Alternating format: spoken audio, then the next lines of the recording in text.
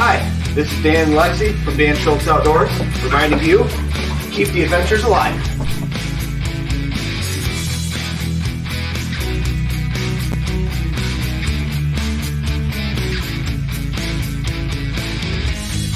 Hey y'all, I'm Johnny. And I'm Colleen. And we're the Keel Quest. And we want you to keep the adventures alive. Cheers!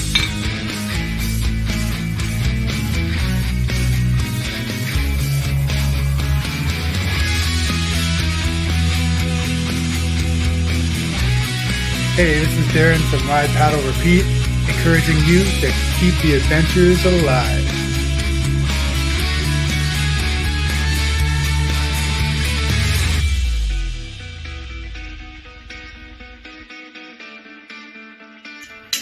This is David from Beachley Ironworks saying keep the adventures alive.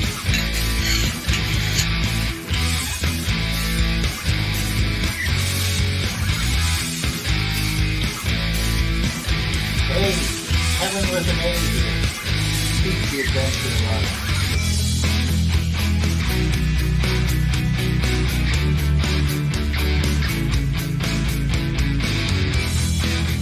Hi, I'm Dan May. Keep the adventures alive.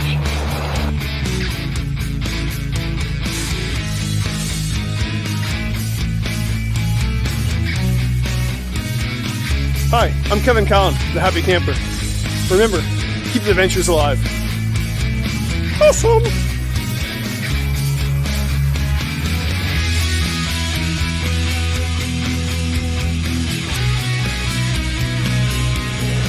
Woo, buddy! Shug here! Keep the adventures alive. I am.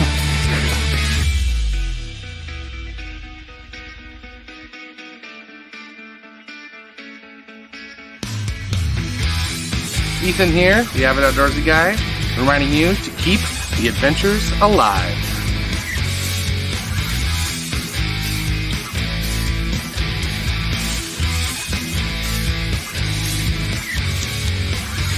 We're John and Aaron. Keep the adventures alive.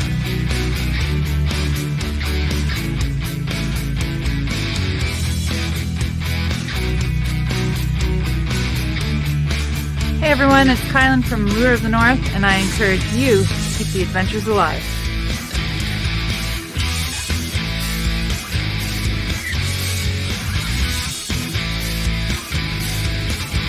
This is Sky North telling you, keep the adventures alive. And now on with the show. Hey, hello everybody, and happy Tuesday evening, and welcome back to another episode of Canoe Hound's Outdoor Adventure Show. My name is Dennis, also known as Canoe Hound. Thank you very much for joining us on this fine Tuesday evening. You know what? We got a great show ahead of us tonight here. We got a lot to cover, especially for those of you that might be looking to dabble a little bit into the world of kayaking and kayak camping and whitewater and all these other neat things. But before we get on with tonight's guests, as you know, every week I have my obligations, and I just like to touch on a few things while the chat over there gets populated. We want to make sure everybody's in here for the start of the chit chat that we're going to have with a couple of great guys from the YouTube channel River Kings.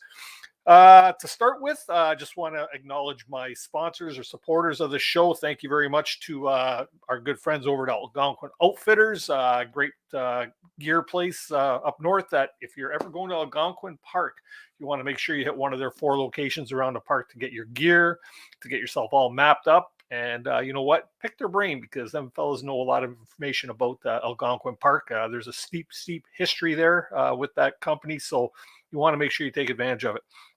Also, our good friends over at Kid Products, makers of the Kid Twig Stove and Reflector Oven. You know, I'm very fond of their products. Our good friends over at Hunter and Harris Paddles, makers of handcrafted cherry wood paddles. I say it every week.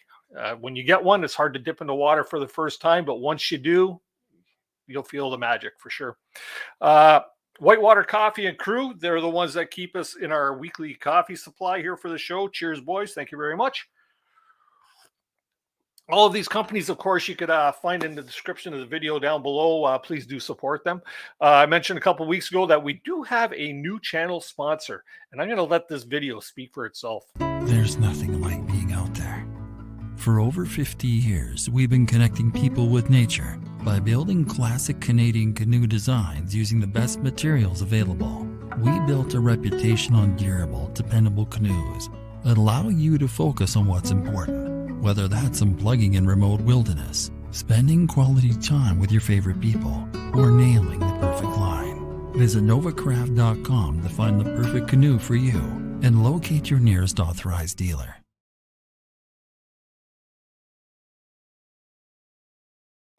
And yes, thank you very much to Novacraft Canoes for joining the party here. Thank you very much. You know what? I've been paddling a Novacraft canoe for 25 plus years. Still own one. I own another canoe as well, but we won't talk about that one right now. But my Novacraft canoe has always been part of my paddling arsenal and always will be, because they make a very, very good canoe and very reliable. I've never killed one. I've never killed one. Anyways, so let's move on a little bit here. Last week, if you missed last week's show, we had a British or a UK paddling icon on the show. Many of you might be familiar with him. His name is Ray Goodwin. He is a paddling guru and a canoe instructor. And this fella is like the Cliff Jacobson to the United States, or the Kevin Callan to Canada. He is that to the UK paddling community. Ray Goodwin, it was a fantastic show. We learned so much. And you know what? The show wasn't even long enough, because basically we could have gone on for another 2 hours, but we can't do these 4-hour shows. We'd be putting everybody to sleep. But you know what? I've talked to Ray, and hopefully we'll get him on again in the short future. And we'll talk a little bit more about technical stuff rather than about Ray and his legacy that he's creating as he paddles rivers, lakes, and whatever it is he might, whatever else he may be paddling, right? So yeah, let's hope that that will happen. Just want to thank also my channel members. You know who you are. To anybody that might be looking in the chat over there, if you see like a little canoe icon with a little sunset thing, and they come in varying colors, those are channel members, and they are all awesome people. Thank you very much for helping to support the channel. It helps go a long way. You know what? Those who support me by buy me a coffee, or even just watching my videos and watching all the thing and leaving a comment or something like that, it really helps. So thanks to everybody for all your support there. It goes does not go unnoticed. And if you're looking to maybe become a channel member, there's a little join button down here. Click on that. Check it out. There's 3 options available, and for as little as 13 cents a day, you can help support the channel, help offset all the costs that it takes to actually produce this. And you know what? Sometimes I buy myself a beer or two to enjoy here on the show, or after the show, or producing the show. So thanks very much for all that. Once again, if you have any hot topics that you would like to see on the show, please do drop me an email at canoehound@gmail.com. I'd love to get the queries from you. It really helps me to know who you want to see on the show. It just makes my job a lot easier. We're 94? This is our 94th episode. So we got a couple milestones coming up. But it really helps if I hear from you who you would like to see on the show. I put it on a list, and then I do my darndest to make these things happen. So if you have any ideas, please do send them over. Speaking of milestones, thank you to everybody who has already subscribed to the channel. You know what? This past week, we hit 5,000 subscribers after 3 years of being pretty steady here on Canoe Hounds Outdoor Adventure Show and Canoe Hound Adventures. We hit that 5,000 subscriber mark, and it's all due in part to every one of you that has hit that red button down there and turned it gray. So if you're one of them people, thank you very much. And you know what? It's not too late to smash that button and become a subscriber. Don't forget to hit the bell notification and follow us on Facebook at Canoe Hounds Outdoor Adventure Show to keep up to date with what's going on with the show. And like I say, speaking of other milestones, in 6 episodes, it's going to be our 100th episode. I can't believe that already we're closing in on 100 episodes of Canoe Hounds Outdoor Adventure Show. It's getting harder and harder to find topics, because we've covered so much on this show over the 3-year history. But with that being said, we're trying to trudge forward. So keep those ideas coming into me. All right. It makes a difference. And one last thing here. If you have any questions tonight for myself or our guests, please do put the word question over there in the chat before your question, so I can see it. One-man show, and it makes it easier for me to identify that. So without further ado, I see we got about just over 70 people in the chat. Thanks for joining tonight. Let's get on with tonight's topic and guests. Tonight, we're joined by a couple of whitewater paddling specialists in North Carolina. They paddle with a group of other kayakers and share their paddling knowledge and skill with anyone who's willing to try and learn. Not only do they play in whitewater with their kayaks, but they also backcountry camp with their kayaks as well. Please welcome to the live stream. We'll call him River King Pete, and we've got River King Brian. How you doing, fellas? Hey. Wow. So you guys are down in North Carolina. Nice and sunny down there right now, isn't it? Actually, it was a little sunny, but we did just make it through some snow, which is not the norm for down this way. We get it every now and then. My goodness, I didn't think you guys. Well, I've been to Florida and seen snow down there, so I guess you guys would get it a little more frequently than them, but probably not very often, right? Not as frequent as you. That's right. I can't even say that. I was telling Pete in the green room, we had our first big dumping of snow last week. We got like 2 feet, which is that much snow, right? And it come down all at one time, and then it's probably going to stick around for a while finally. So. But, well, Dennis, congratulations on 5,000 subscribers. Thank you, Brian. It was at $4.99 when I subscribed, so I'm hoping in my head that I was the 5,000. Thank you, sir. I'll accept that.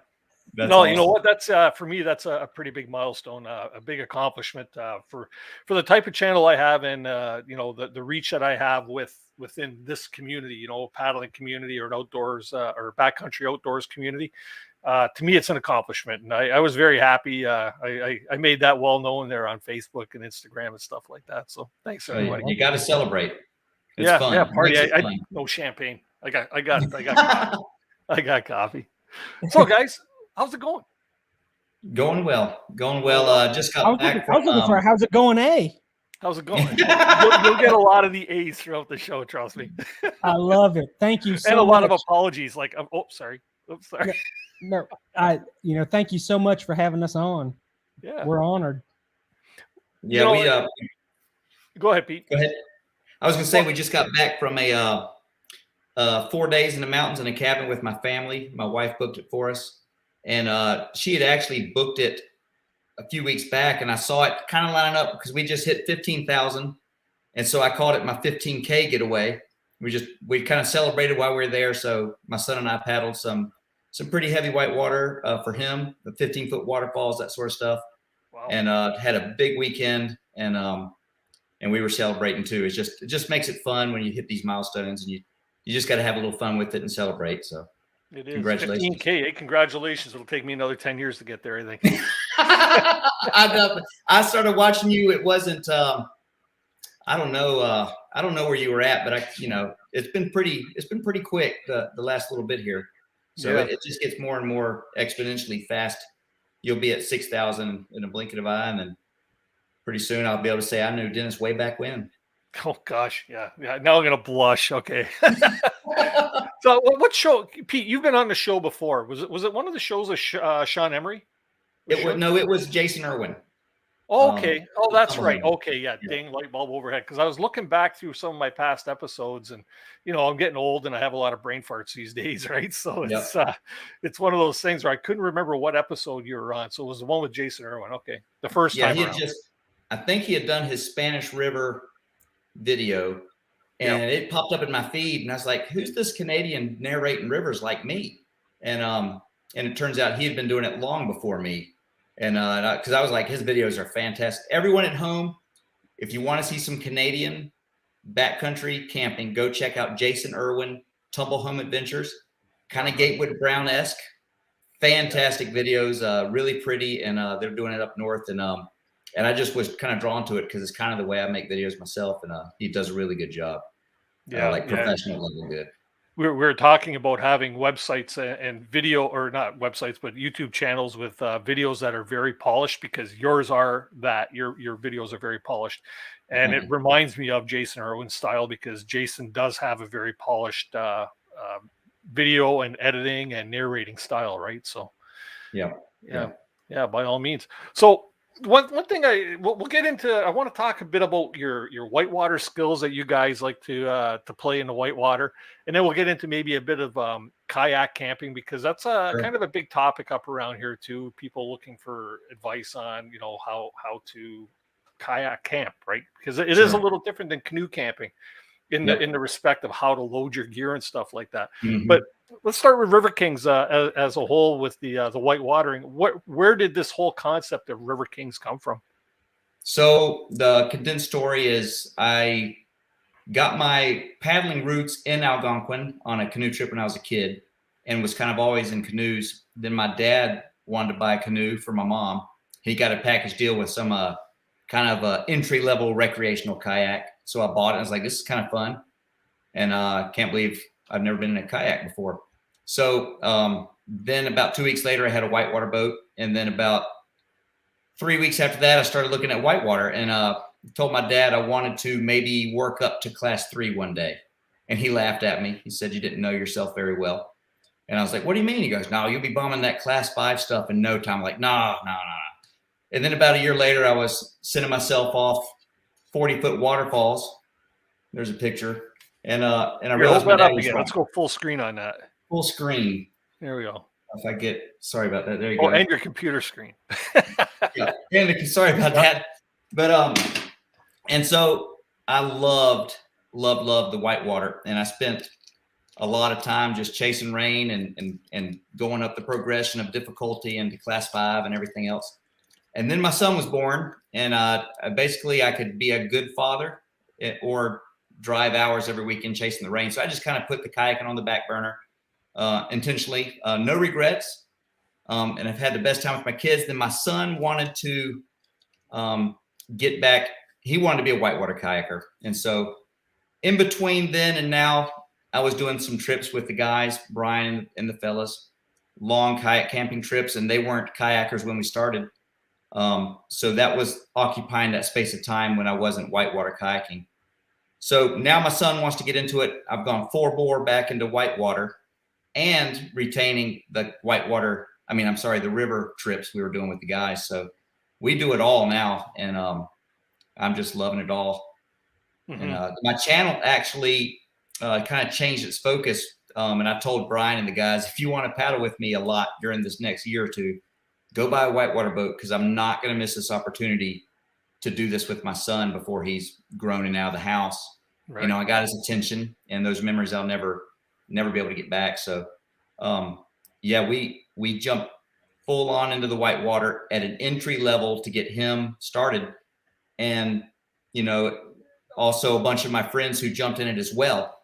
And so my channel became kind of an instructional channel on beginning whitewater. And you can watch the progression of my friends and my son go from day 1 into getting up into class 4 and beyond. And it's been a ton of fun to do that. And but still doing the river trips with Brian and the guys and everything else. And Brian actually has a whitewater boat too. He just doesn't get in it very often. Don't get in it very often. I was going to ask that. So Brian, are you more of a just what do they call a sea kayaker type of thing, right? Yeah, we use touring boats like sea kayaks, but I'm in it for the let's go for 7 days, more kind of the territory like what you do. Let's disappear. Let's get out. Let's get away from folks. I spend a lot of time working with folks, and sometimes it's nice just to get away for a week. So I like disappearing. Pete's a little bit more heated. He's a little bit more hot dogging. Thankfully, due to our friends with the channel, we were gifted 2 whitewater boats, my youngest daughter and myself. And when a man gives you 2 whitewater boats, now I'm kind of obligated. I got to do some learning. I got to use those boats. And so Pete drags me along. So a typical River King trip, just so you know, Canoe Hound, is Pete will call you up and he'll say, "Hey man, what you doing tomorrow?" Tomorrow. Okay. Well, let's go for a week. Yeah. So you never know what's coming. I showed up at his house one day and he said, "Well, let's drive to Minnesota." I knew we were just going like a block away. I knew we weren't going that far, but no, it was a 25-hour drive for us and a week on the water. So being a friend with Pete is a blessing and a curse. Yeah. Because you never know what he's going to get you into. Yeah. How long you 2 guys been buddies? Since 08, somewhere in there, 08 or 09. And how did you guys become buddies? Was it through Um, paddling or?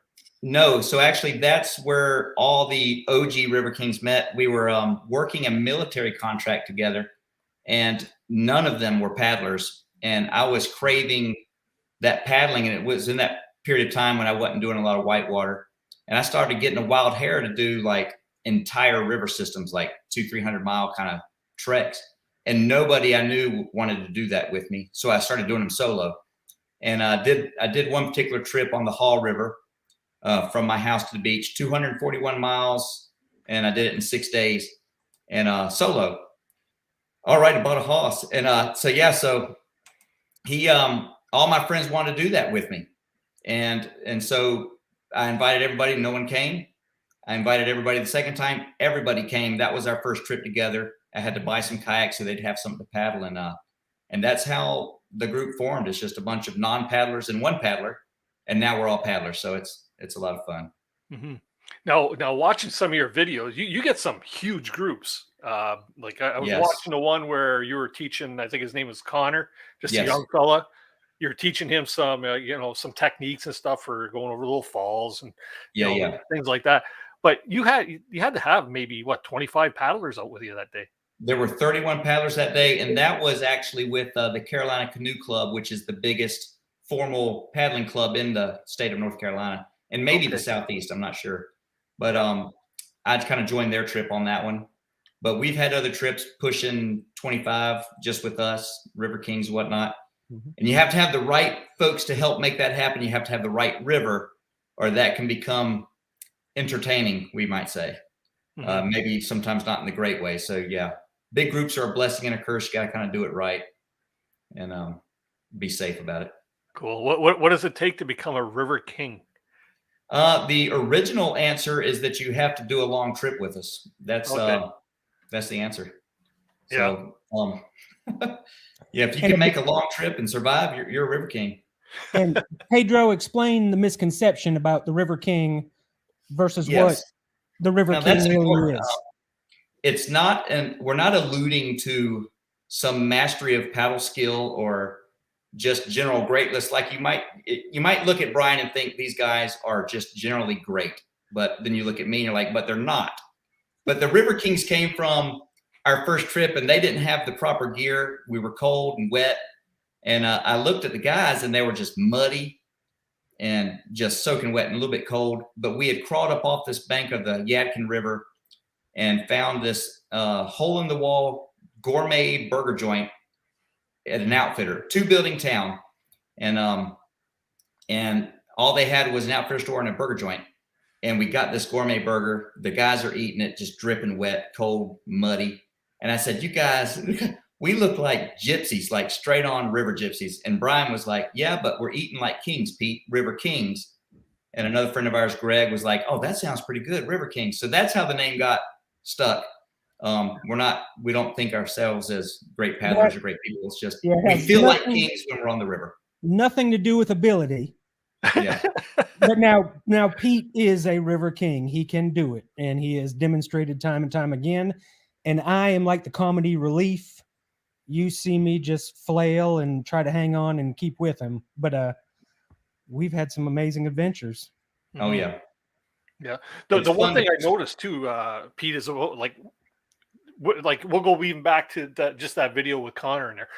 How you're a very encouraging person, and you're the first one to step up and give somebody a bit of advice, or drop them a technique or a comment, like a good comment, very positive. So you're a very supportive person out there on the water, which I think is a good thing to many who might not have the abilities, right? Right. Yeah. Each person, I like to think of it kind of like each person is a machine, and if you can figure out how that machine works, you can make it work better. And so each person's mind, personality, all that plays into it.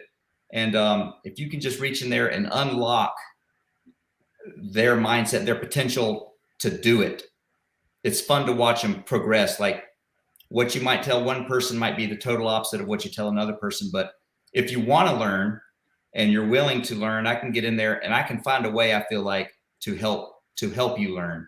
And that's kind of what I try to do when I'm working with folks on the water is kind of dial it into wherever they are. Could be the most simple thing, or you could be a pretty good paddler already, but maybe you got one hitch and you're giddy up and you're doing something technique wise that's maybe a little wrong.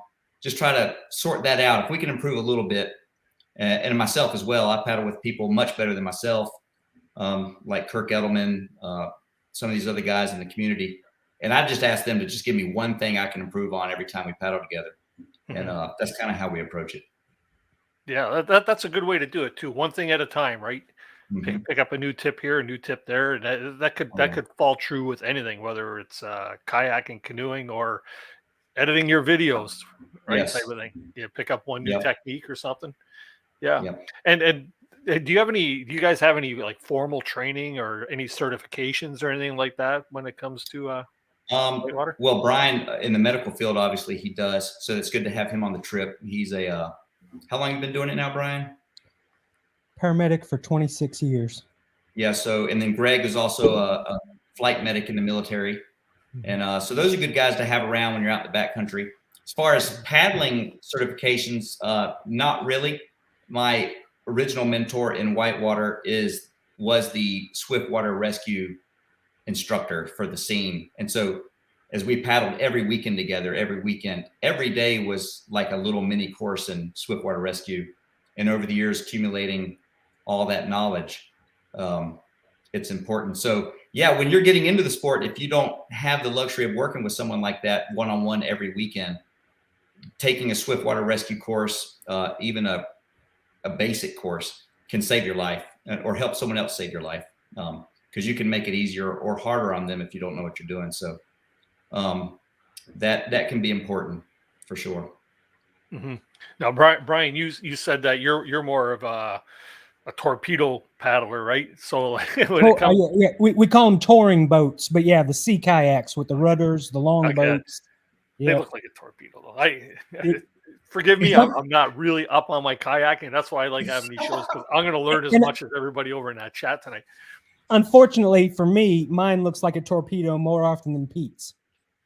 Okay. So yeah, that's a good point. When we went down the French Broad, we did that whole river. It's one of the iconic rivers in the area, and there's a section there called Section 9, and it is the big whitewater section around Asheville. It's Class 3. Kind of a bigger water kind of Class 3, not too technical, but it has a couple big rapids at the bottom of it. Kayaker's Ledge is pretty sporty in a touring boat, and then Frank Bell's, which is a big water, big Class 4 rapid, and very intimidating rapid. But on that way down the river, I had to find a way to get 150-pound, 14.5-foot boats straight down the river, because we weren't catching eddies. You can't do it. So just talk about torpedo. It is a skill to take a touring boat through whitewater as like a canoe. It's a completely different skill set than a kayak, which is like a dirt bike, and you have the freedom to do whatever you want. So there's a lot of respect I have for canoeists doing whitewater and anybody in a longboat, but it is definitely a whole different ball game when you're in a longboat. So. She's sneaking by. Yeah, we see you. Working in behind you there, Brian. Busted. Good stuff. Oh man. Well, yeah, my so wife got home. what does it take to be like? We'll talk about whitewater right now. What type of gear would a person want to initially invest in when it comes to maybe getting into or wanting to get into whitewater kayaking? Okay, so you need your boat. You need a good PFD, kind of a whitewater PFD, a helmet, and a paddle. And then little items that'll be important will be some float bags in the back of your kayak. So if you capsize, your boat is not full of water. It's a lot easier to manage, and it won't get pinned as easily when it's full of water. When it's full of water, it can go under and get pinned easy. If you can keep it buoyant, it's easier in all respects. And then some safety gear like a throw rope. And pretty much that gets you started. You can get elbow pads or whatnot, but that's pretty much the package that you can go out and pretty much do what you want to do with. Mm-hmm. Not too bad. And like, okay, you're in the U.S., so like an investment like that would run about what? I like an entry level boat, right? Yeah, Yeah, used market. So with kayaking, entry level means used, basically, because you don't want to. They're all the same quality for keeping you safe. There's not like a super cheap whitewater boat that really doesn't exist, and therefore they're all about the same price, more or less. So if you can find some on the used market for these days, boats probably like between $500 to $800 on the used market, depending on what you got.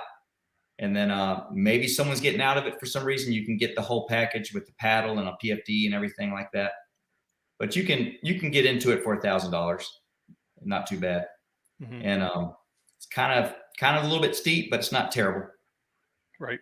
And probably a good idea too to actually get yourself involved with other people that are into it, maybe, right? So you're not going out there wet behind the ears, so to say. Yes.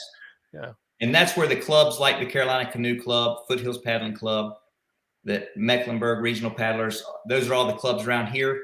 They have venues, trips set up, and they're just conducive to getting you started on the river. So you don't know what you don't know when you're starting, and you can get yourself into some trouble in whitewater.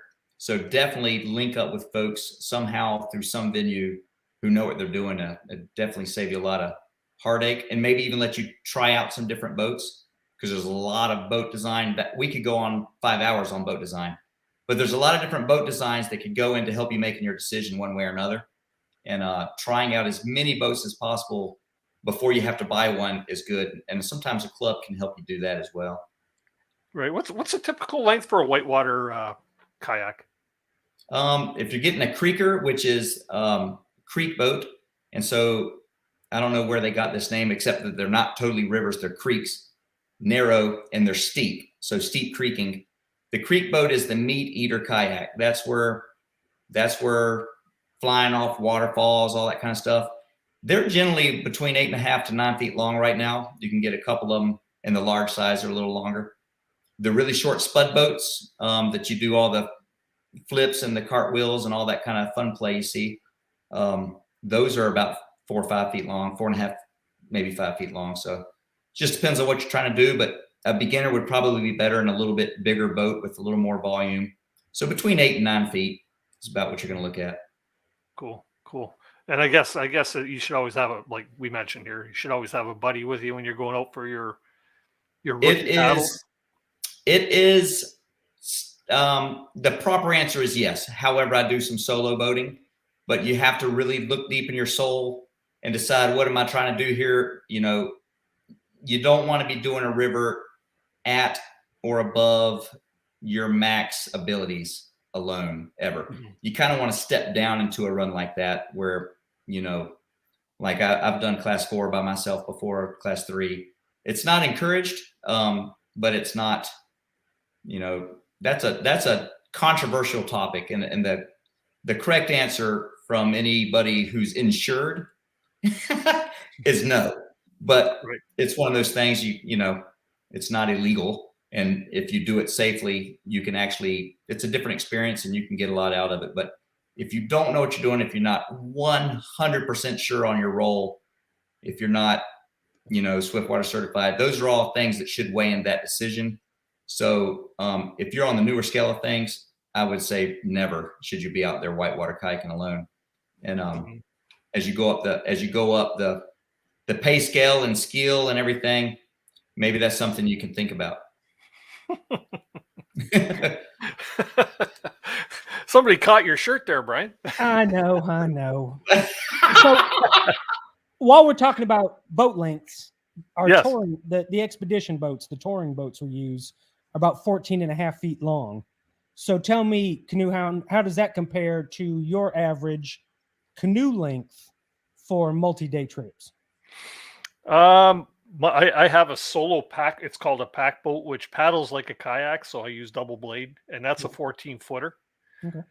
Basically, it's like a kayak, but open cockpit. So I sit on the floor, right? It's the one I use in my current video series.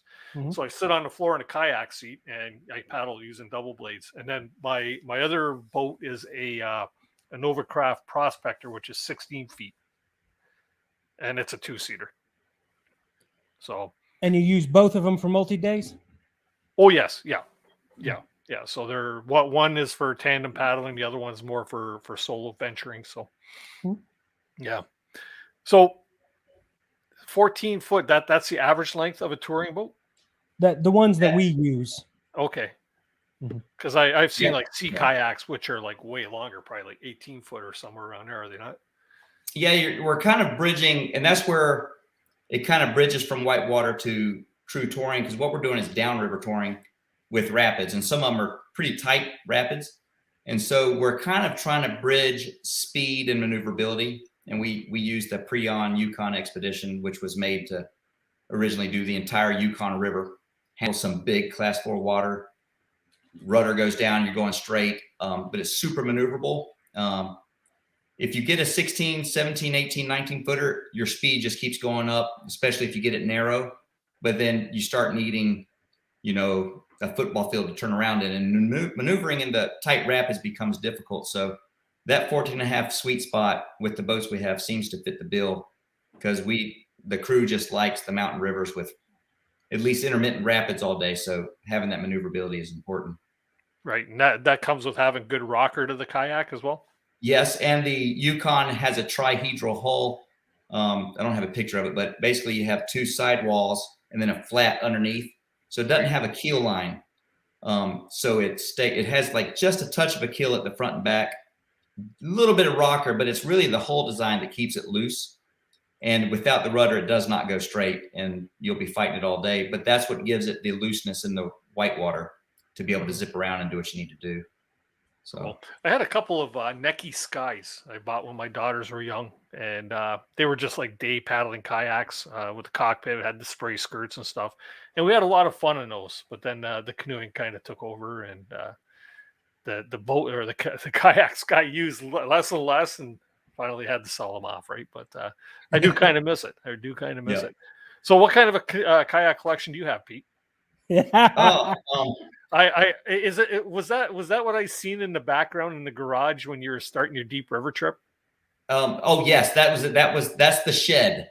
That's the shed. Okay. I thought you were at a kayak shop or something there. Oh no, that's the River King World Headquarters, as we call it. It is currently stocked with 32 boats. So 6 of them are long boats and 26 of them are whitewater boats. Some of them for my kids, so don't judge me.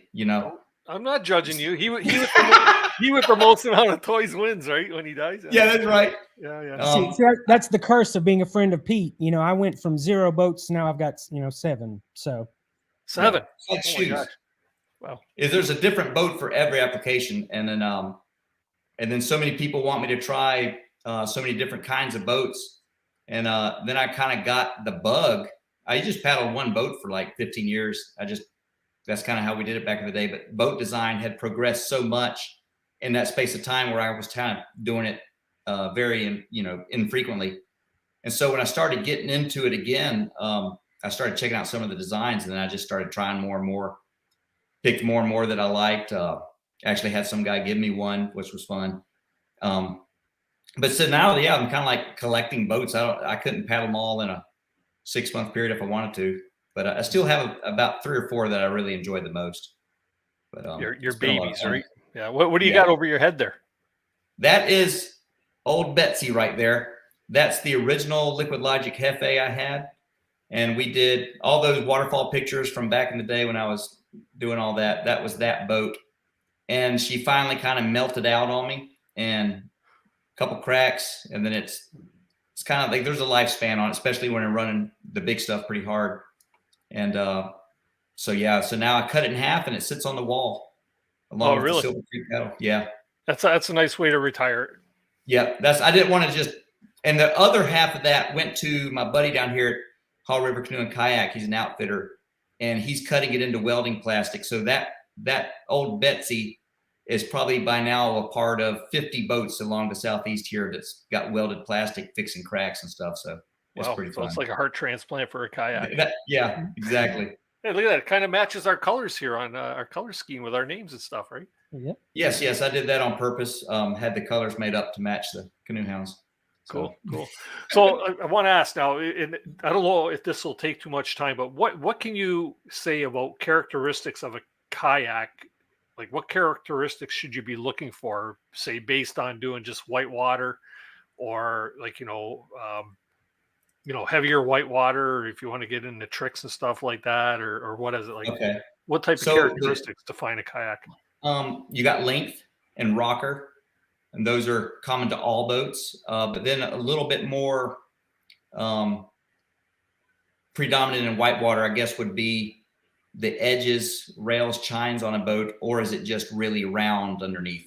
And the difference is if you're doing waterfalls and big drops, you want that displacement hole, which is like the one behind me. It's all round. There's no hard edges anywhere. And you can land flat. You can land kind of at any angle and not destroy your back. It's a lot easier on you. They boof, which is kind of shooting off the rocks, a way to jump your boat to get your, descent on a drop or go over a hole in a river where you got a hydraulic. If you want to boof off rocks, jump the rocks, land, that displacement hole is very important, especially in the Southeast, where it's a bunch of really manky, jumbled up, rocky rivers and creeks. So that would be the rock play. You can slide off a rock sideways and nothing catches. Now, if you're in big water, or you're trying to go straight or skip over a feature, having a flatter hull with edges can be the ticket. And the opposite of this boat would be like a Nirvana from Jackson Nirvana kayak. And it just surfs real well. It skips over holes, planes over. It holds its line well in big water. And so you got a little design compromised. How much rocker makes it a little slower if you got a lot of rocker. How much edges, makes it easier to carve and to get out of holes, but it also makes it harder to slide off rocks and to do some other things. So you kind of got to decide what kind of boating you're doing or what kind of boater you are, and then just kind of start trying some different boats out. And some people love edges. Some people hate displacement holes and vice versa. So you'll get as many opinions on this as you do boaters, but you just basically got to figure out what your style is, what kind of paddling you're doing, and then what you like, which is another reason I have, 30 boats is I can almost start matching boats to rivers, and you can get certain rivers, a certain boat, and you can do it all in one, but if you can get a boat perfectly matched to a river, it'll make your day a lot more fun. Right. Yeah. With that many kayaks, we call people like you gearheads, right? Yeah. So I am for gear, right? So that's yeah. Well, I've got like 8 sets of underquilts for the hammocks. I'm a gearhead. I collect stuff. I don't, I'll admit it. Cool. I'm a kayakaholic. Kayakaholic. Yeah. Do they have Kayaker Anonymous? It's called the River Kings. Yeah. Awesome. One last question on the whitewater stuff. I know we could probably go on for the whole show about this, but I really want to get into the kayak camping stuff too. But when it comes to reading the river for kayaking, is it the same type of read that you would have for canoeing as well? Because yes. I know kayaks could probably get over a lot more stuff based on the kayak and your weight load, but I know you guys can get over probably a lot of stuff we can't in a canoe, right? Yes and no. When you come up to large hydraulic kind of holes, like stopper holes, something you have to power through, the length of a canoe or of any touring boats is actually makes it easier because your front end is in it, your back end is out of it, and then vice versa. Where sometimes that shorter boat can get all stuffed down in a hole and you just get worked. And you spend a lot of quality time scouting for trout and trying to get breaths when you can. But as far as maneuverability, yes, we can zip in and out of all these little holes in the river, where when a canoeist or like a touring boat has to catch an eddy, it has to be a pretty sizable eddy to get in there versus a little micro eddy. I just need like 4 feet and I can get my canoe in there. So it's the same thing though. It's just we have more options open to us. And when we see those features where you got to get past a hole, we have to try a little harder to make sure we bridge that and get over it. So, but yeah, you're looking at the same thing, looking for the V, catching eddies, looking for the broach rocks that are underwater, looking to grab you. We call them rockopotamuses. But yeah, it's all the same, just different. Yeah. Oh, cool. Very cool. Let's see here. Here, there's a quick question here from Alan Bierhoff is asking, does Pete belong to Tar Heel State Hangers too? I don't. I probably should. I just have to. I just only have so much time. So the hiking and the kayak, the hammocking, has taken a little bit of a backseat in the priority scale of pumping out videos and kayaking with all the friends and doing the trips. So that's a good group of folks, and I know some of my friends kind of get up with those guys as well. Cool. So there's our transition into kayak camping. There you go. This is where I talk to Brian more than Pete, maybe. Here, let's switch you guys around for this. Oh, look at top billing. I like it. Top billing. Now the Tar Heel State Hangers that they were talking about, that's Pickles group. He's with them. Yeah. Chris is Chris. It's Chris, right? Yeah, Chris is with them guys. Yeah, Chris was on the show quite a while ago when we had Sean Emery on, and then when we did a kayak or a hammock special on the show here. So a couple of good watches for sure. All right, so you guys not only are you playing in whitewater, but you take it a one step farther, and you guys actually do the tour kayaking. And one of your more recent trips is the Deep River that I've been watching. There's what, 4 of you, five of you, right? 4 of you. 4, yes. Yeah. So what can you tell us about kayak camping? I know we have a few kayakers in the group, probably aside from the people that you've brought into the chat tonight, but some of my regulars there are into kayaking, and they've always been wondering, maybe tips and ideas for paddling and backcountry camping in the kayak. Yeah, it's much like canoeing. As you know, I've done we were talking before the show, I've been to Algonquin doing the canoe trips, and there's always a special place in my heart for the canoeing, the long trips in the canoe.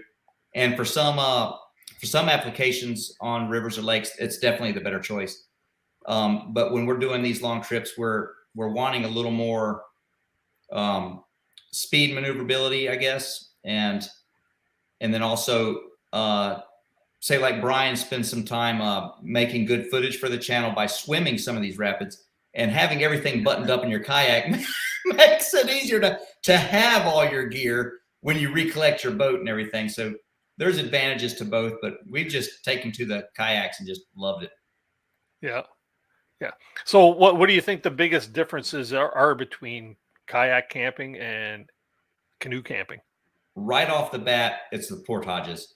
That is where the canoe definitely reigns supreme with no comparison, because if you're portaging a kayak, you either have to have all hands on gear like we did the Deep, because they were short portages and we just wanted to muscle through it, versus unload the boat, put it in some kind of pack, carry it, and then come back. Where the canoe, you're just in, you grab your bag, you start walking. So yeah, if you're doing a lot of portaging, the kayak might not be your friend sometimes. But other than that, it's very much similar. I guess the comfort of a kayak sometimes can be better, but also the ability to move around in a canoe can afford you some comfort as well. So I'm not sure. Taking on the rapids, the other thing, as we do these big rapids, taking water in your boat in a canoe, you're going to have, there's tumble home. Woo! We were talking about you, man. You're going to have to get a pump of some sort or go to the bank frequently to dump your boat out in a canoe, because we're doing class 3 and 4 rapids, 5, 6, 7 foot standing waves that you're plowing through, and hopefully you're upright on the backside of it. And that's when a canoe would start swamping. And so the extremes, the portaging and the rapids, that's probably where your two differences come in and shine the most.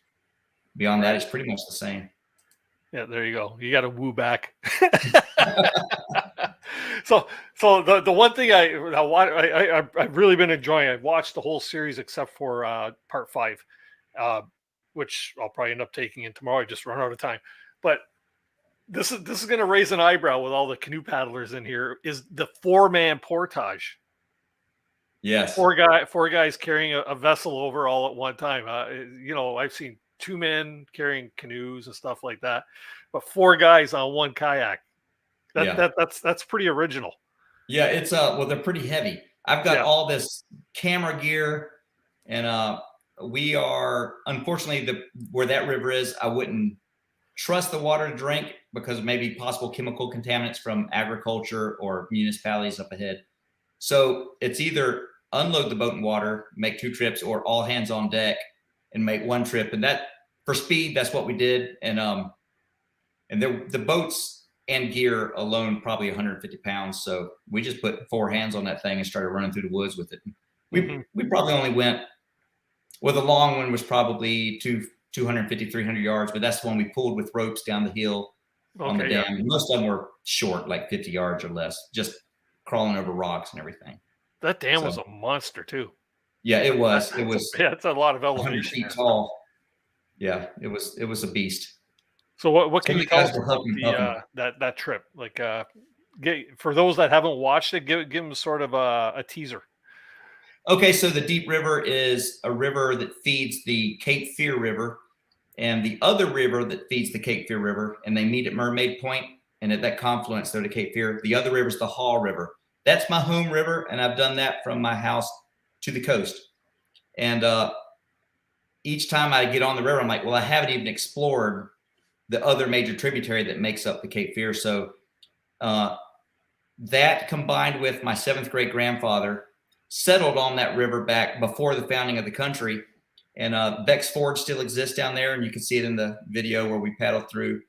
That was in mid-1700s when he built that place and had his homestead there. And they fought in the Revolutionary War and all that.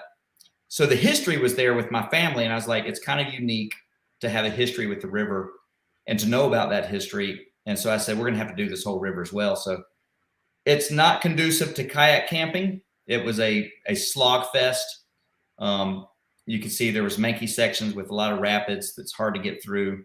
Some of them too technical for the touring boats. We had to kind of walk through some of the sections, and 10 portages. And but we made it happen and had a great time doing it. And the guys, I see some of the guys in here. The Wandering Electrician, he was on the trip. That's Kevin. Austin is Side Trail Adventures. He was there. And Dirt Dauber, I'm not sure if he's in the chat. He was the other one on that trip. Brian could not go on that one, unfortunately. But Side Trail Adventures there. When you say that, you did the Cape Fear to the coast, you got to elaborate. You got to explain how far the Cape Fear is to the coast. Yeah. So from my house, starting on the Haw to the coast is 240 miles in 6 days. And unfortunately, the last 150 miles of it, they had a lock and dam system to get the barges up from the coast to one of the major cities, Fayetteville. And so for the last 150 miles, there's no more real flow or features to the river. It's just like a 150-mile long lake with some more portages. 6 portages on that one. But yeah, so you just got to pound out it's pretty, it's just different from the whitewater you have up above. So you kind of get a little bit of everything. And you end in the marshland of the coastal, swamps, and then you come out into the actual ocean. And I went about a mile down the beach and surfed into my friend's beach house there, and that was the end of the trip. And it was amazing. That's a nice ending. Yeah, it was pretty good. And I was beat. I had nothing left. We tried to surf, and that's when I realized how tired I was. I was having trouble standing up. I was like, I just need to go eat a hamburger and be done. So not at the place that was closed up, though, right? No. But that is on the Cape Fear. And now, a funny story in that video, call him out, Adventure Steve. He has a channel, and Shane Dublin from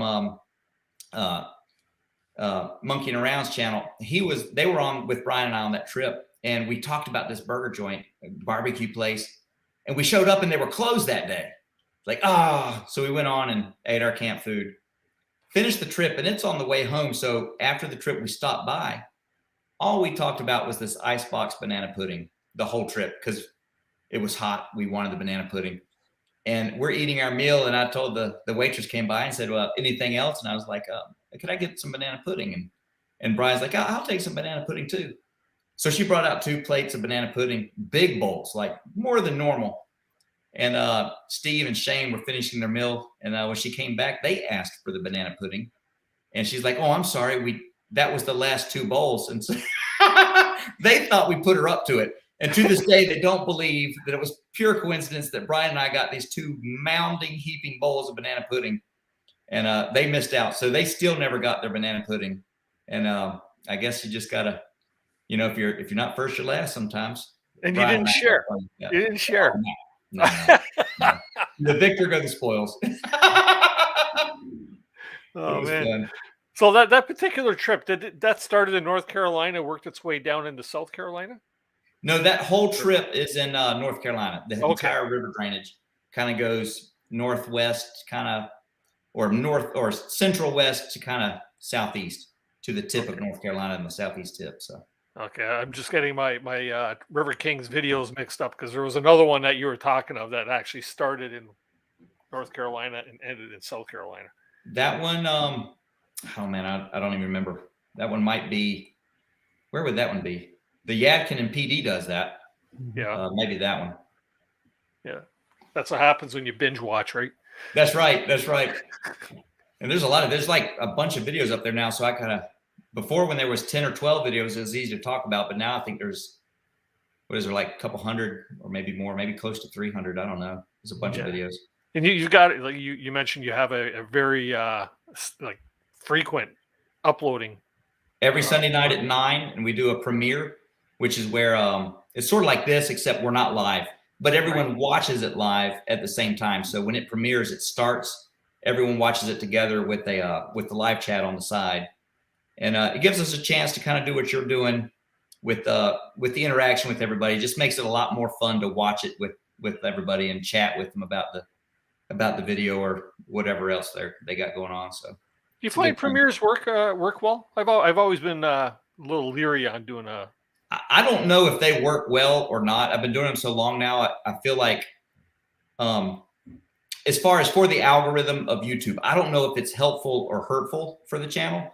But what I really prefer is I just enjoy that hour or 45 minutes or 30 minutes, whatever the video is that day, of just hanging out and talking with everybody. Kind of like this show, you kind of see the same people in the chat, and you kind of just have that spot on Sunday night where we all kind of get together and hang out and talk and watch a video. And then, just like Canoe Hound on Tuesday night. That's right. Canoe Hound on Tuesday night. Same thing. It's more of a community thing. So, I've just always done what I enjoy more than maybe what would do better for the channel, if that makes sense. Sure. Keep to the regularly scheduled times, right? That's that's right. Consistency. So, Brian, you're a bit of a photographer. Yes, sir. Yeah. And how does that fall, or how does that play into River Kings? I hear you got a better eye than Pete does. I would never say that, dear Pedro. At least not on camera. Yeah, but okay. Not when you're live. But every now and again, you'll see something that comes up and you think, man, that'll be picturesque, or that's a good shot, or analyzing light for how it's gonna play out on film. And so I just kind of throw my opinion in every now and again and some stills. We do have some drones. Kevin's talking in the live chat on the side about drones. But we've got a few of us that all hang out with drones, and the standing rule is that if our drone ends up going swimming while we're paddling with Pete, then Pete gets us a new drone. Oh. And how many new drones have you had so far? I'm too scared to fly mine a whole lot. So I've seen the guys a little bit nervous. Like sometimes there's a little glitch in the electronics between the phone and the drone if they're kind of plugged in that way. And I've seen some very serious faces with a drone just kind of hovering, slowly sinking towards the water. And you got a guy over there like frantically trying to get his phone back online, or the connection was lost. But no, they've never lost one. Another good drone pilot is Gatewood, and a photographer. He's in here, and we did a collab trip together. And he is an amazing drone pilot. He's a little bit braver than my guys. He's been doing it longer too, but he gets looks like a racing drone when he gets his footage sometimes. It's really pretty. That's cool. Yeah, the drones seem to be really the all the craze nowadays for the YouTubers, or at least the backcountry YouTubers, right? Yeah. We get they do give that establishing shot. They kind of give you the big picture of where you're at, or how remote you are, or how little you are out there, which is, you can feel it when you're out there, but sometimes you don't feel it on the screen. You just need to see how vast it is sometimes. So. And Dennis, with the places that you go, our closest, when we did the Namakagan, you could fly the drone up and do a 360-degree view and never see a house, never see a road, never see a person. And I think that's more of kind of your style. Yeah. But you just really see how far out there you are. I wouldn't know. See, I own this drone, right? And I think every trip I did this summer, I had the very, very limited opportunity to fly these things because bad weather. Of the 3 trips I did this year, I had crap weather on every single one of them. And basically what I did was I took my drone on a canoe trip or for a canoe trip. So, yep. So on bad weather, kind of dovetails into it. You know that you're the man with the drone when you've completed a River Kings waterborne liftoff and recovery. When you're in your kayak on the river, flying your drone from the kayak and not on land, that's like a benchmark of success for these guys, and they've all done it now. But the first time, it's like, oh gosh, there's no room for error. Like it's not coming back to home. It's if you lose it's coming. Something's gonna happen. You just hope it works out. But it's fun. The other funnest, the funniest moment Gatewood had. We were up in we did a pack rafting trip. Which I guess you know what pack rafts are. But we hiked to the top of the tallest mountain in North Carolina, left the trailhead, found the spring head to Wilson Creek, which is one of my favorite rivers, and bushwhacked down the creek with these pack rafts until it was big enough to float. Then floated this class 4 gorge and all the way to the end of the river. It was an amazing trip. Gatewood was there with us. He had his drone like so high you couldn't hear it or see it. I think it was, he might know in the chat, I think it was like 1,500 feet, or I don't know what the feet was, but it was probably 1.5 miles away, and he was getting footage. And you could see on his viewfinder what he was looking at. And he was doing this thing where he was going back and forth trying to get just the right shot. And when he came back, you saw pine needles, and there were individual pine needles in front of the camera. And we're like, that drone's gone forever if it messes up. Somehow he pulled it together, got it down, and recovered that thing. But he couldn't have been 3 inches from losing his drone on the top of some mountain somewhere out in that gorge. But it was a pretty funny little moment. But yeah, that was about that's the thing you always risk out there, right? I know of a couple of YouTube friends that have lost their drones, or disappeared them, or the wind has taken them and dumped them in the lake or whatever, right? So yeah, that's an expensive toy to lose too. What are you using, Brian? What type of drone do you use? It's a Mavic Pro. Okay. Yeah, I've got the Mavic Mini. It's the one. Yeah, the Mavic Mini one. Mm-hmm. Yeah, okay. And the only reason I've got that is because it falls like 1 ounce below legislation where you have to have training for it or whatever. Right? So, we're doing the same thing. Yeah. Side Trail Adventures has one. Brian has one. Kevin has one. Another friend of ours, Tim from Cross Paddles, flew one, and he took one out on the Mayo River with us one day. And he's an actual pilot. I think it's United Airlines. Mm-hmm. I think that's right. And he put his drone in the sky to film our little event. And he was in the sky for about 2 minutes, and then we fished it out of the river. He hit it for an inch. But he got it to work again. I mean, he brought it back to life with some rice or something. So, oh my goodness, that's crazy. Okay, so Brian, this trip down to Deep River, was that one of the adventures that you got that last minute call from Pete? That was one of those adventures with COVID affecting us in the U.S. That was my one and only, my last minute call where I'd said I can't go. I'm working in the healthcare field. I ended up getting to miss all the 10 portages and all of the rapids. So yeah. Oh gosh. But I've been on all of the other long trips. Okay. I got a comment here from way early in the show from Rubber Duck Productions. He was saying River King Brian loves getting his hammock hand delivered at campsites. Well, maybe only once. What's the story behind that? Well, we recently did a camp out with some friends with 12 Stones Outdoors. That's a local North Carolina group. Yep. And it was just an overnight camp. And I wasn't on the Deep River trip. Pete says I'm out of practice. So I went for a car camping. It wasn't a long hike. Camp overnight. And I left my hammock at home. So luckily my daughters are older, and so my college daughter was home, and she drove my hammock out to me so I could spend the night with the boys. Well, that's nice. That's nice. Yep. Yeah. And you guys are all primarily hammock campers. Is there a particular reason for that? Is it because of the comfort or because of the convenience in a kayak? We like to sleep at night. Is the main reason. And there's two types of people in the outdoors: people that roll around in tents all night, and people that sleep in hammocks. That's kind of our joke. But along a river, trying to find dry, level ground for a group is nearly impossible. But it takes all we got to have to get out of a river is egress from the river. So just kind of a low sloping beach or some kind of bank we can get out of. And if you watch the deep river, you can see that we can climb vertically through vines and mud as well. Yeah. But if we can just get to the bank, there's trees. And so it's a lot easier to find trees, especially in a backcountry setting, than it is to find some ground manicured enough to set up 4, 5, 6 tents without looking really hard. Yeah. So yeah. I too am a hammock sleeper because I don't like rolling around in tents. I like the way you put that. That's actually, I'm going to remember that one. You can roll around in a tent or you can sleep in a hammock. Yeah. Yep. Yeah. You know what? The guys I usually canoe with, they're all, they all diehards. They want to sleep in tents. So we get to a campsite in, Northern Ontario, and I let them have at it. Go ahead, pick your spots. Cause wherever you can't camp, I'll camp. Yep. Right. I've camped in some pretty precarious places, hanging from a tree, over rocks, all right on the edges of ledges. Oh yeah. Yeah. We've done some of that. Yeah. What hammock do you use, Canoe Hound?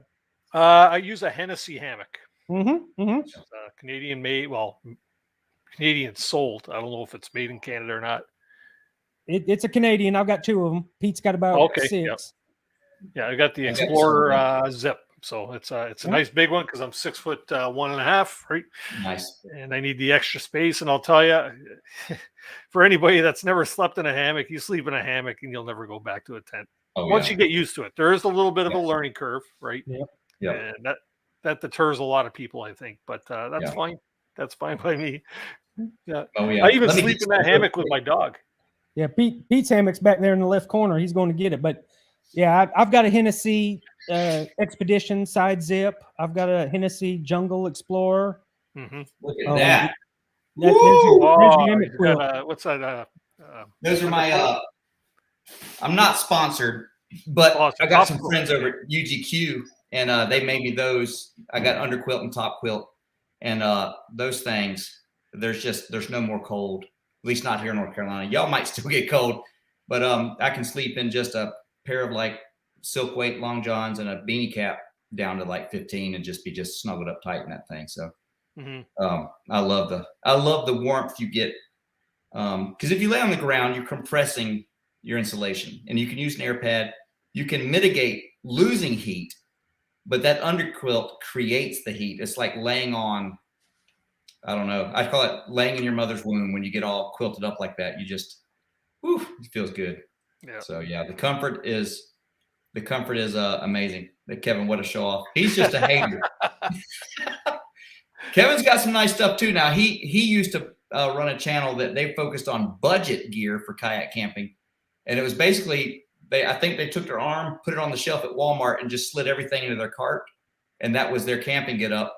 And they just focused on because they were entry level, so they focused on not spending money and getting out of it as cheaply as possible to get you started. And over the years, little by little, he would try a good piece of gear. Now he has all the top of the line stuff. So he's been there, seen it all. So he's got hammock gear quilts, I believe, and war bonnet hammock, I think. And so once you go, I like how you equated that, the budget stuff from Walmart, right? Yeah, you shop it at Walmart, you're getting the budget stuff for sure. Yeah, and that's where we all started. Yeah. So I mean, if you go back far enough, unless you were lucky enough to have a father who was an expert outdoorsman or someone like that, you had to start somewhere. Kayaking or camping or whatever it is, no one goes and buys the most expensive thing. They buy the cheap thing, and sometimes it can be not as good, because if you get a cheap hammock and cheap gear, you're not getting the same experience as if you get something that's done really well and affords you that comfort. So yeah, I always say buy the best gear buy the best gear that you can afford, because for sure, good gear will not let you down. Yep. Right, for the most part. Okay, guys, we're just after 8:00. I want to do the swag giveaway really quick, and then we'll get into a bit more about the kayak camping, because there's a lot I want to touch on with that there. So let's see here. Tonight we're going to be reverting back to our old way of doing the swag giveaway from what we have been doing normally or lately. Basically, there's a email address going across the bottom. I'm going to ask you a question, and you can drop me an email with the answer, and then we'll do the drawing on Saturday evening, and I'll notify the winner. Essentially, what I have this week is a Canoe Hound Adventures prize pack, which consists of some decals and some patches, and then Algonquin Outfitters, our good friends over at Algonquin Outfitters, are throwing in a couple of gift certificates as well. So the lucky winner will receive that. And then, Pete, I believe you said you have something as well. I got a hat and some stickers. River King hat. Canadian flag for the Canadians. I mean, American flag there. Hope it's not inappropriate for Canadian, but that's what I got. Awesome. Thank you very much. That's great. So a couple of goodies there from River Kings. And before I throw the question up here, I just have to fulfill a obligation, or not an obligation, but something I need to do really quickly here. So bear with me.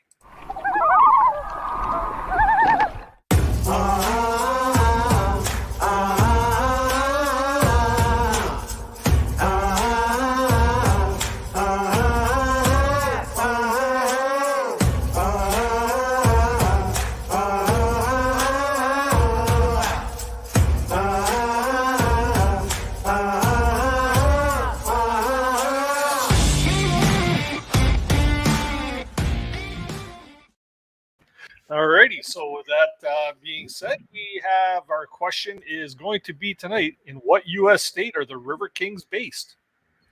Simple enough, right? Don't leave that trickling across the bottom. Don't put the answer in the chat over there. I just need you to email me the answer to coasprize@gmail.com by Saturday at 11, and then we will do our drawing. And if you get the answer wrong, you know what? I'll drop you a hint. I'll even be that nice. So yeah, let's see what we got there. Okay, fellas, we'll leave that on screen for a bit, and we'll get into a little bit more about kayak camping. So, how would your gear for camping on a backcountry excursion with a kayak differ from what you might use in a kayak or in a canoe? Sorry, is there any difference to the gear that you're using? Probably not. Probably more of how you pack it versus some big kayak bags or barrels or something that you would put in a canoe, or canoe bags rather, like the big sacks we use when we were in Algonquin, so you could do your portages, or the barrel packs y'all use. None of that will fit in the kayak. So what we do is you just stuff it in there, each individual thing, and maybe a little dry bag. And then we also do keep a duffel in there in case we need to go overland. But the gear itself, I think, is probably going to be the same stuff. Mm-hmm. Yeah. So what are some of your favorite pieces of gear to be able to bring along?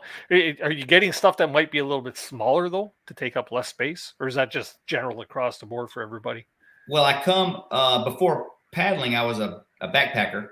And so if you look at it from that bent, our stuff is bigger and heavier than the ultralighting camping crowd. You know, they're doing it backpacking in a backpack. So we have a pretty good size hatch cover.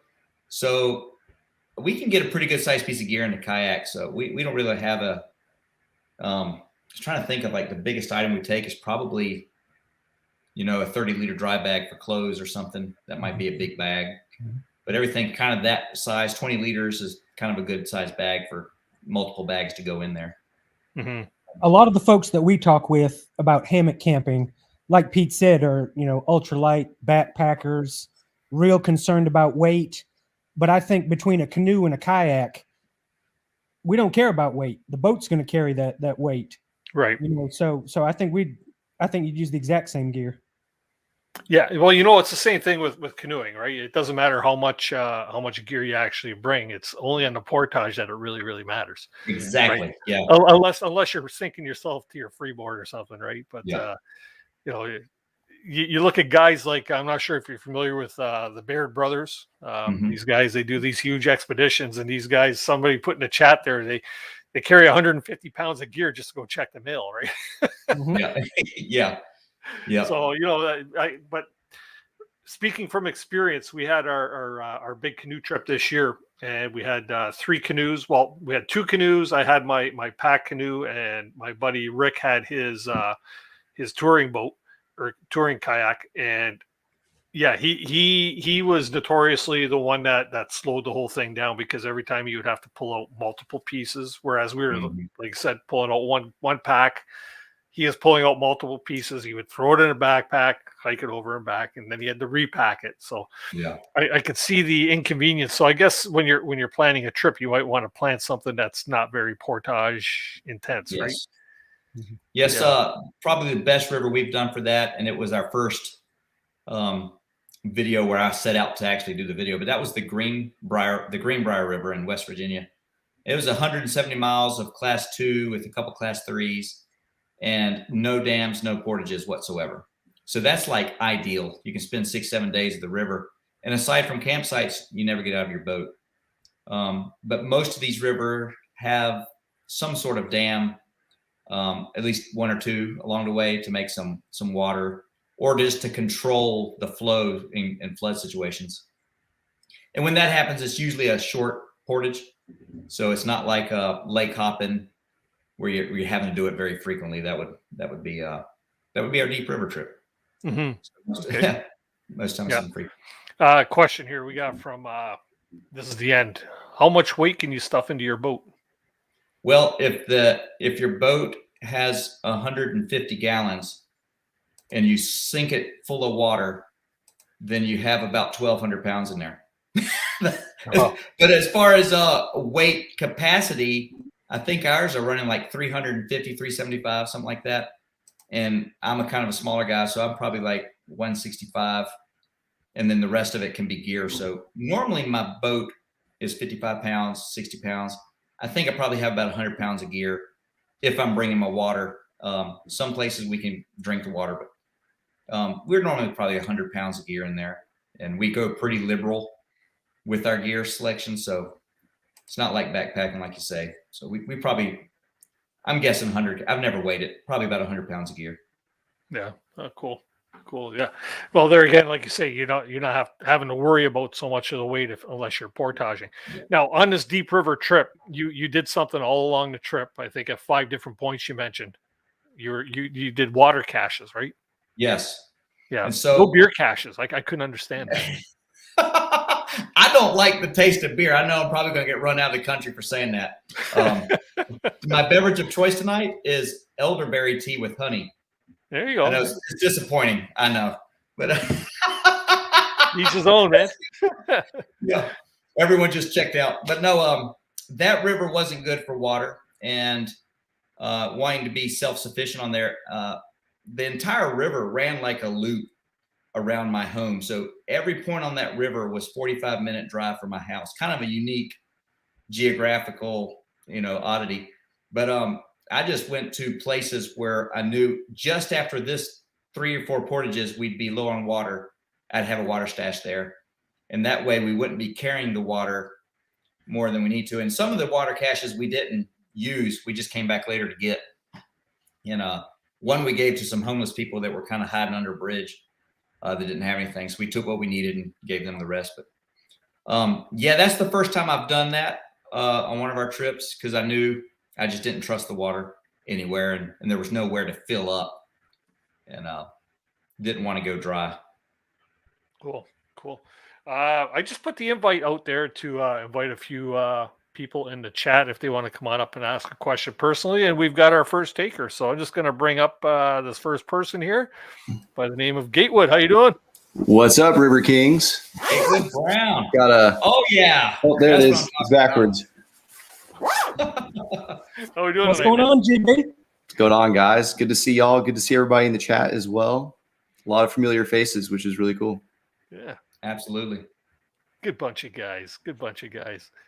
We got a question tonight? Sure. Where's your next adventure to, Pete? Your kayak camping adventure. Yeah, good question. I do have a secret trip in the works. And as Gatewood and I, we talk all the time. first off, Gatewood is my cinematography and video editing mentor. And I found his channel when he was, I don't know, just 300 subscribers, maybe 4, I don't remember, something like that. And I was like, who is this guy? This guy's making some incredible videos. But he was doing it in like a Walmart kayak. I thought it was the funniest thing. I was like, hey, yeah, man, me and you my got buddies had just videos. a band of Sun Dolphin kayaks and Pelican kayaks charging down rocky rivers in Texas with not much water in them. It was great. Yeah, it was great. But so he would ask me kayak camping questions, and I would field the questions best I could, and then I would come back with editing questions. And so we kind of helped each other out, and we did that one trip together. But his channel has exploded. He's into, what's your subscribe? It's like probably 25, 26,000 now, I'm guessing. I think a little less than that, but yeah, right around that ballpark, which is crazy. Right on. I mean, it's kind of mental because Yep. I feel like our videos have kind of stayed the same, and it's just documenting our kayak camping adventures, just more specifically in Texas, which is, I don't know, to touch on that real quick. Texas is just, it's nothing like North Carolina as far as outdoors goes. And it's absolutely nothing like Canada as far as outdoors goes. Only 2% of our state is public land, which is kind of crazy. So you're always far away from public lands. And so we kind of view our rivers as veins of public, kind of in an otherwise really privately held state. And we're really fortunate to have some beautiful rivers, but it is arid, so it's not always the best. But Pete has been there every step of the way, kind of tossing gear recommendations, and he has really been a great friend. And same with RKB and the rest of the River Kings crew. It's been so fun to meet all of them. Some in person. RKB, still need to meet you in person, but yeah, it's been great. Cool. Yeah. So your channel actually came highly recommended by Pete, that I have to check it out. So it's written down here on the list of to-dos. Hey, right on. Thanks, Pete. Yeah, man. Yeah, to answer your question, an unintended downside to the channel growth I've had, which it's been meeting the people has been the best thing about the channel. That's the thing we enjoy the most, is how many people we get to meet and connect with. But I can't really tell everybody where I'm going anymore, because they'll be there, or that everyone will want to get in, and how do you start sorting all that out. So it's something we're kind of working through, and I would love to paddle with everybody all the time. I probably get 300, maybe more requests a year to paddle with folks, and I really couldn't even do it if I paddled every day with a new person. So I'd love to paddle with everybody, but I can't. But I do have a kind of a secret trip going in another state with a great group of folks. Most of them have their own YouTube channels, and I've been wanting to get with these guys for a while. And we almost made it happen in the fall, but we're going to make it happen in the spring. So it'll be a little warmer where we're going, if that is a clue to you. But that's coming up. And the boats will be a little bit longer. What's that? I said the boats will be a little bit longer. Yeah, boats will be a little longer. That's for sure. So yeah, we got a couple other things in the works, and but really haven't settled on any big plans yet. How about you? I'm going somewhere this weekend, which should be pretty fun. It'll be a flat water adventure to some flooded cypress trees, which will be interesting. Fantastic. You got to go when the gators are hibernating. That's right. So that'll be No, good. there's a problem we don't have to worry about up here. Yeah, that's right. But we have these things called mosquitoes and black flies, right? So Yeah. You guys have bears. We don't have to mess with those down here. I don't know which one I would take. yeah. Probably neither. But I guess another question for you, Pete. So I've seen you do the longer boats like the Prion, and then I've seen you do the pack rafting, and I've seen you do kind of like the smaller hybrid kayak, the whitewater boats that are a little bit bigger and more conducive to kayak camping. What are the first pieces of gear you'll drop from the Prion on some of those trips where you have to pack down? Okay, that's a good question. Most of the things I drop is long-term electronics, and the shorter trips are usually, if you go watch the Obed adventure I did, Into the Obed. Excellent video series, by the way. Tennessee, and we did the Cumberland Plateau area and the Daddy's Creek, Obed Canyon area, and just world-class whitewater. But it was a 3-day trip, so I could get everything without the solar charger and with the reduced load of batteries and things like that, maybe less camera boxes and that kind of thing. So mostly it's A little bit less of everything, kind of getting back to like a backpacker load, but then definitely less electronics because I don't have to do the long haul, keeping batteries up every night. Yeah, I would agree with that. I have some regrets on our pack rafting trip on the amount of gear I packed. I want to do it again, just like more light, because those 65-pound packs were a mess. But yeah, that makes sense. Yeah. Oh yeah, because 65-pound pack, you can basically be an entire. Sorry. Yeah, we actually hiked with all of our stuff, Dennis. We knew we weren't going to be able to get on the river till much lower down in the trip, and we thought about stashing the pack rafts, but we probably had, it would have been $6,000 worth of pack rafts somewhere, either hidden in the woods or with somebody, and that kind of introduces another level of loss of control. So we decided to hike it all, and each pack was about 65 pounds. We went over the mountain, down paddles hanging off. Check that. That's called Unsanctioned on the channel. If you go back in the expeditions, ton of fun. And Gatewood did an awesome video on that too. I forgot what you titled yours, but it's in his feed from 2019. Yeah, I think it's just, if you just search Wilson Creek pack rafting, it should come up. Yeah, good. And that's a good example of what not to bring.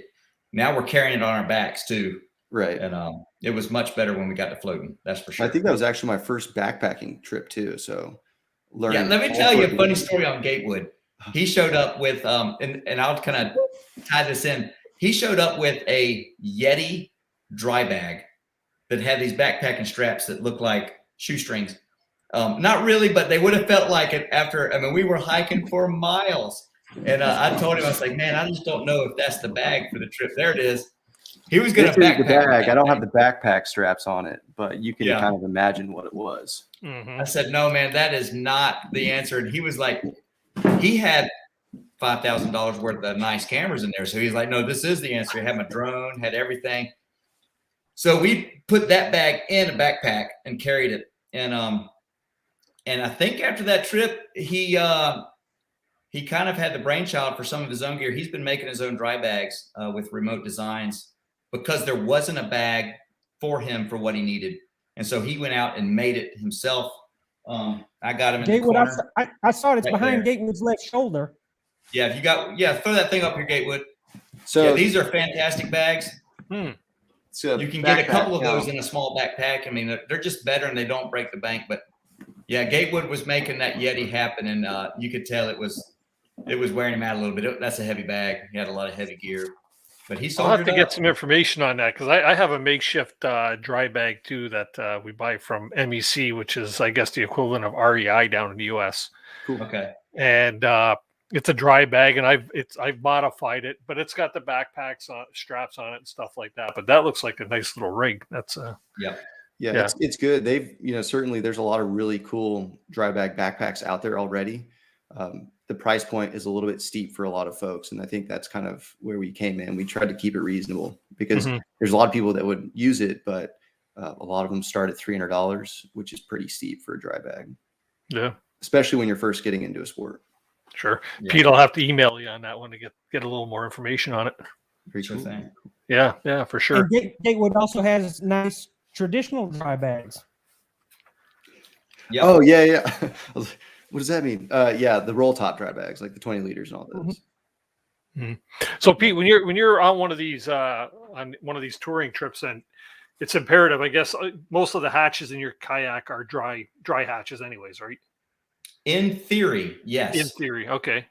As these kayaks age, or they're taking impacts, you may like compress the plastic. It may introduce a small leak between the foam and the plastic where the bulkhead is. And you can reseal that, but just out of an abundance of caution, I dry bag everything also inside the boat that needs to stay dry. Some of the bigger rapids we get into, they can create what they call a yard sale.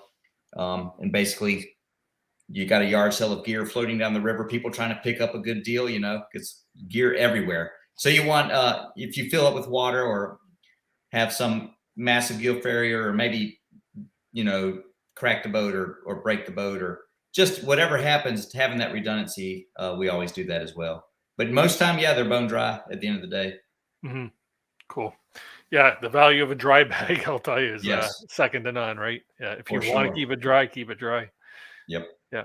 So for the vast majority of your trips that you're doing down North Carolina area, are they, I'll call it rural paddling for lack of a different term. Are Yes. most of the rivers in your area, do they travel through, towns for the most part, or, Yes. The way the country was settled in this part of the country at the time, you had one group of people that would settle on the byways and another group of people that settled on the rivers.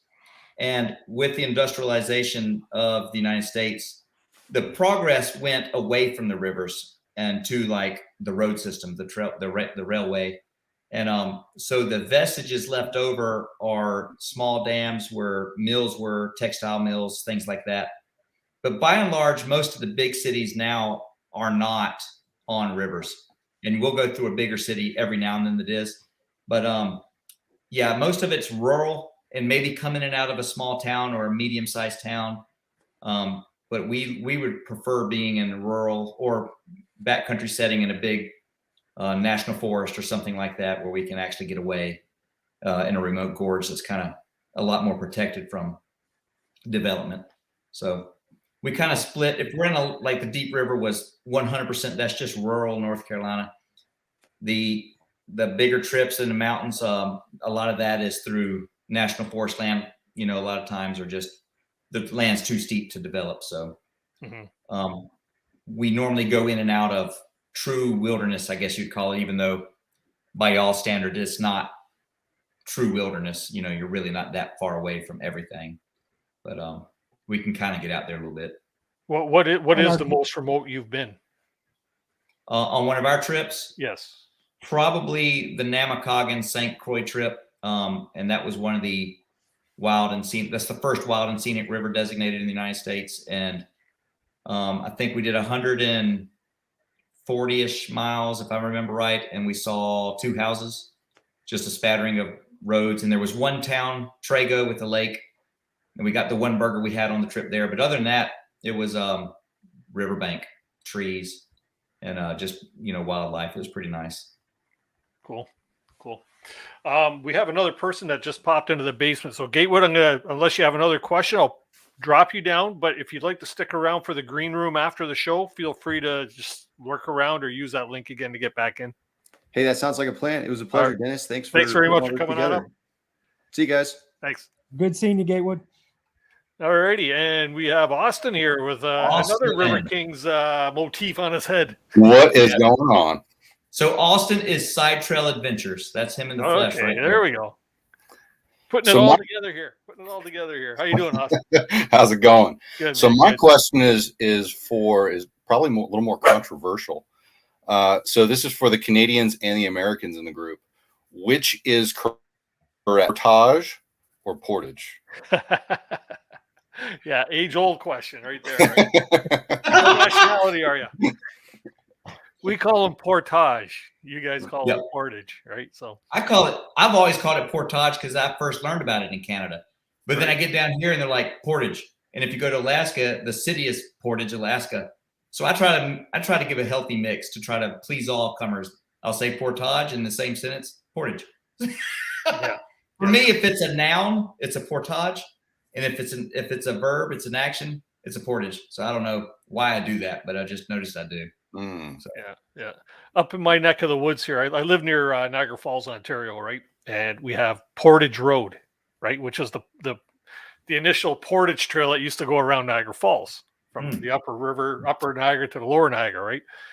And I don't know why it's not called Portage Road, right? But I call them a portage, and I think that's just the French Canadian in me. So, yeah, that's what I'm talking about. Yep, there you go. Hey, and I got some killer poutine for you guys up here too. Right on. If you ever come up Ontario way, by all means, let me know when you're coming up, because it'd be really cool to get out and paddle with you guys. Absolutely. I was going to actually talk about that when everything gets back to normal, which hopefully that'll be soon. Yeah. We would like to get up there and maybe bend your ear and maybe hopefully join you on a trip or get a trip going together or something somewhere up there. So, yep. Yeah, that'd be a great time. Cool. I see somebody else in the basement will be with you shortly down there, Dan. I wanted to ask you, and you kind of mentioned something about that, Pete. You said that, like, with the bigger the channel is getting, the spinoff is the fact that, everybody wants to go out paddling with you and stuff. How do you organize these bigger groups when you're going out for your river paddles with Paddle Kings, right? Yeah. Or the other groups without having all the other people joining in that you don't really know? Like there's a group dynamic there that you have to work on, right? So if I'm doing a trip where I've done like subscriber trips, I called it. It's got to stay at a reasonable number. Like if you get above 30, that's just in whitewater. That's just crazy. Unless it's done well. And you have to have a river selection. You have to have a river. Anybody can show up and paddle. And if they can't paddle it, there's a reasonable expectation that they can swim it without getting injured. And so, because not everybody is a great whitewater paddler, and that could be because they're just starting, or that they just haven't had time to really put into it to get better. So we try to keep it on a relatively safe river, and then I try to keep a core of people that I know can help make it safe. So I'll have some boaters that I know are, top, higher level boaters with, some swiftwater safety expertise. And we can get out there and keep an eye on everybody and just make a fun day for everybody. So the trick is picking. The hard part is picking who's going to go, or how do I announce it. If I put just a straight announcement on the channel, who's to know if maybe 20 would show up, maybe 100 would show up, and then I got something I can't control. So I've done a couple where I just announce it the night before, like at 9 p.m., like, hey, tomorrow we're going to be out at the Hall River. And if you're watching the channel and you happen to catch it, and we'll see you there. When I got enough people responding, I just take the announcement down, and then whoever shows up, shows up. We've done it that way, but there's really not a great way to do it in whitewater. If you do it, and the other thing I got to think about is logistics, because we have to set a shuttle in whitewater. You put on at one access point, we're taking out way down river. Mm-hmm. And so you got to meet and get all the boats and people and make sure all that happens. So with 30 or so paddlers, you can make that happen, not too unreasonably. But when you get up, I wouldn't want to try too much more than that, I guess. But safety is just a big thing, just keeping it kind of low key. Sure. Do you find you could run into liability issues too? Well, I don't take money from anybody for anything. Right. And so I don't really have a customer. We're just friends paddling with each other. So I don't know that there would be a liability thing. I'm looking out for everybody all the time if we're on the river, but you're not coming with the expectation that I'm going to keep you safe down the river because I'm contractually obligated to, or it's just, you're a paddler, I'm a paddler, let's get together and go paddling. It's more of that kind of thing. Sure. The one thing, and I mentioned it like earlier on in the show too, is how you seem to be there always to lend some advice to people and stuff like that. But the one thing about you having the channel too, and having these larger groups of people out paddling, is you like to stop and record them coming through whatever it might be, a chute, a drop off, or hydraulic, or doing a little surfing or something. So you're there. It's almost like you're there as a safeguard as well. Something happens, boom, right away. Pete off to the rescue, and others as well. You guys. He wants it that way, Dennis. Yeah, he wants it that way. We call it the carnage cam. Carnage cam. Yeah.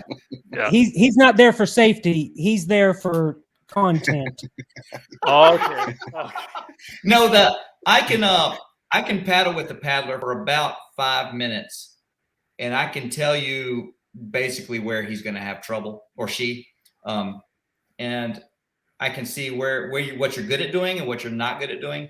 And so when I see the river coming up, your tendencies and your skill set are either going to reasonably assure success in a rapid, or I can be reasonably sure that you might not do well here, or it could be a 50-50 toss up. And so when we get down to things, I'm thinking ahead, like, okay, the guys are going to be fine through here. There's nothing much happening, but you never know when someone's going to have a flip or need to get a new swimmer bell sticker put on their helmet. The bigger rapids, I'm going to stop. Swimmer! Yeah, swimmer. Okay, so, and the swimmer bell for everyone, I just got these stickers for the helmet. Swimming is a part of whitewater kayaking, and the swimmer bell and making a big deal of that is not toxic. It's not to like make fun of you. It's to really show everyone else who's learning that all of us are doing this all the time, or at least everyone's between swims sooner or later. Nobody is sued for the swimmer's bell. No one's sued. People covet this sticker for their helmet. I get people I've never paddled with want, and I was like, no, this is only for people who made my video swimming on the video. And it's embarrassing, you know, if you're But learning Andre how to kayak. brings up a good idea. Yeah. So if you go through the humility of swimming on camera, let's make it something fun. Let's all join the club. We've all swam, and that's just part of it. And hopefully swims will become less and less, but you can't avoid it. And I do like to catch the swims, and I can play that stuff back for the paddler in the videos. Everyone else can see where he messed up, and I can kind of explain it. You know, or maybe he or she can learn from their own video too. Like, oh, that's what I'm doing wrong. Sometimes until you see yourself, it really doesn't make sense why you're suddenly gasping for air and you're re-guessing your life choices. Mm-hmm. You got a good eye for stuff like that too, because one of your past videos here I was watching too, and you're coaching people how to go over a drop off, and you said it even before it happened. You go, he's coming in too fast. Yes. Yeah, and that is is the guy missed his mark, right? Yeah. Most paddlers, I'll kind of talk about Austin here too. He had a little trouble on a trip a little bit back because he's not been in a kayak for a year, hiking the John Muir Trail and all kinds of other awesome things. But when he got back in, he was paddling slow, and that turns the back of your kayak into the front because the water's going past the back of your kayak when you're slower than the water. And so now the back is starting to try to drift around and push you places.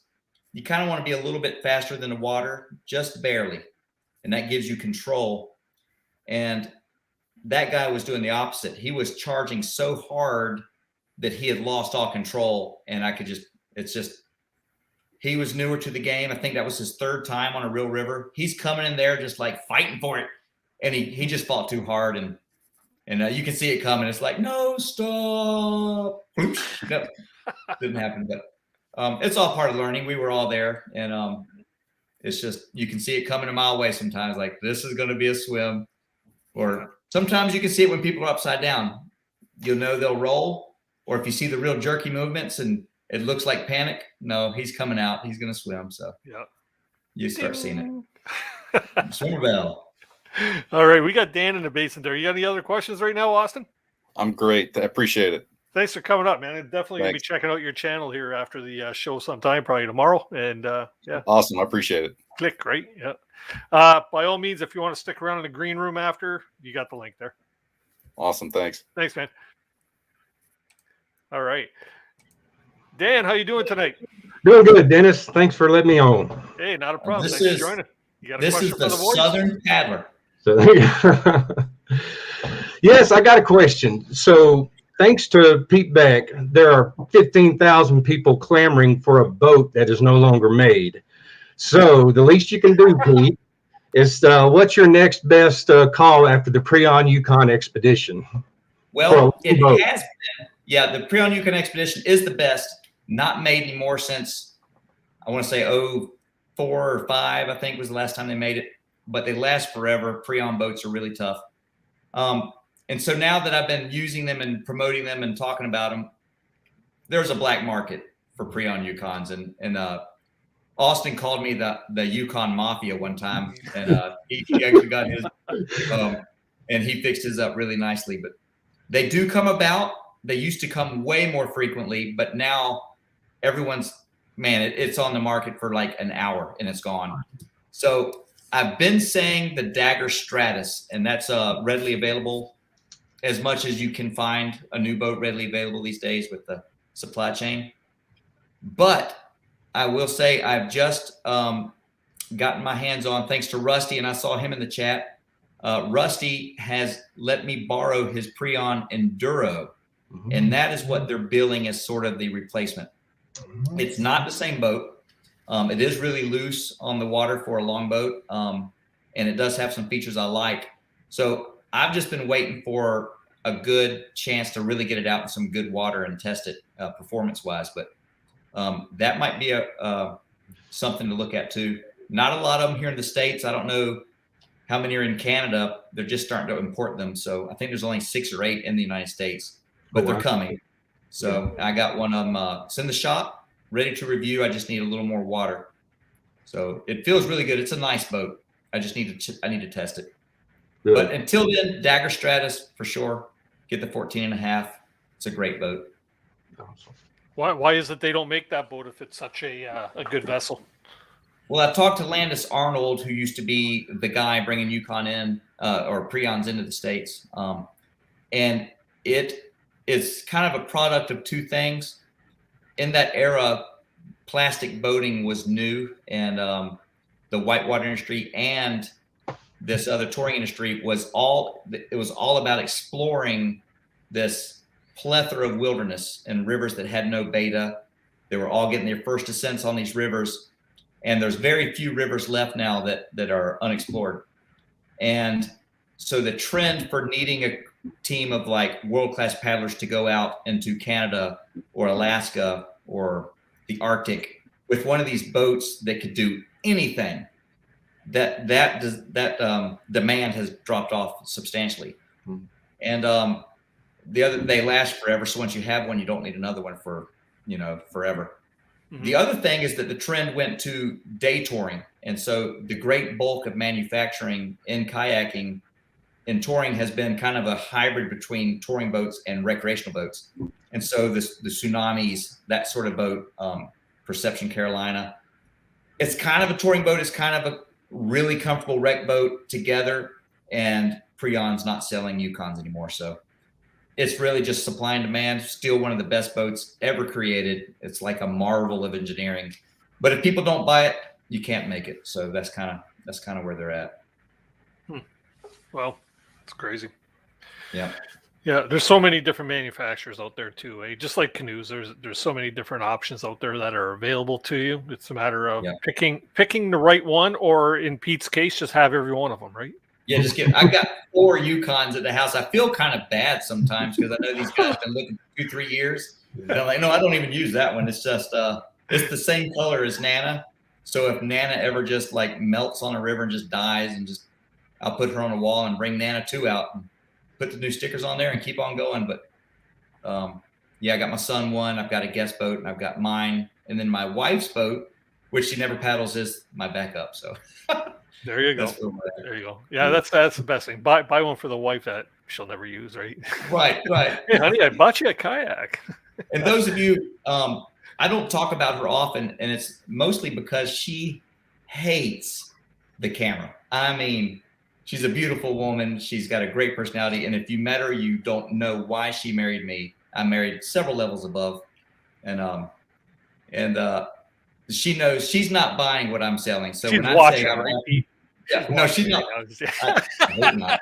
But if I tell her I bought her a boat, she goes, right. Like she knows, like, okay, I'm going to use this once or twice in the next 10 years. And this is another boat for you. She knows exactly what I'm doing. So it's funny.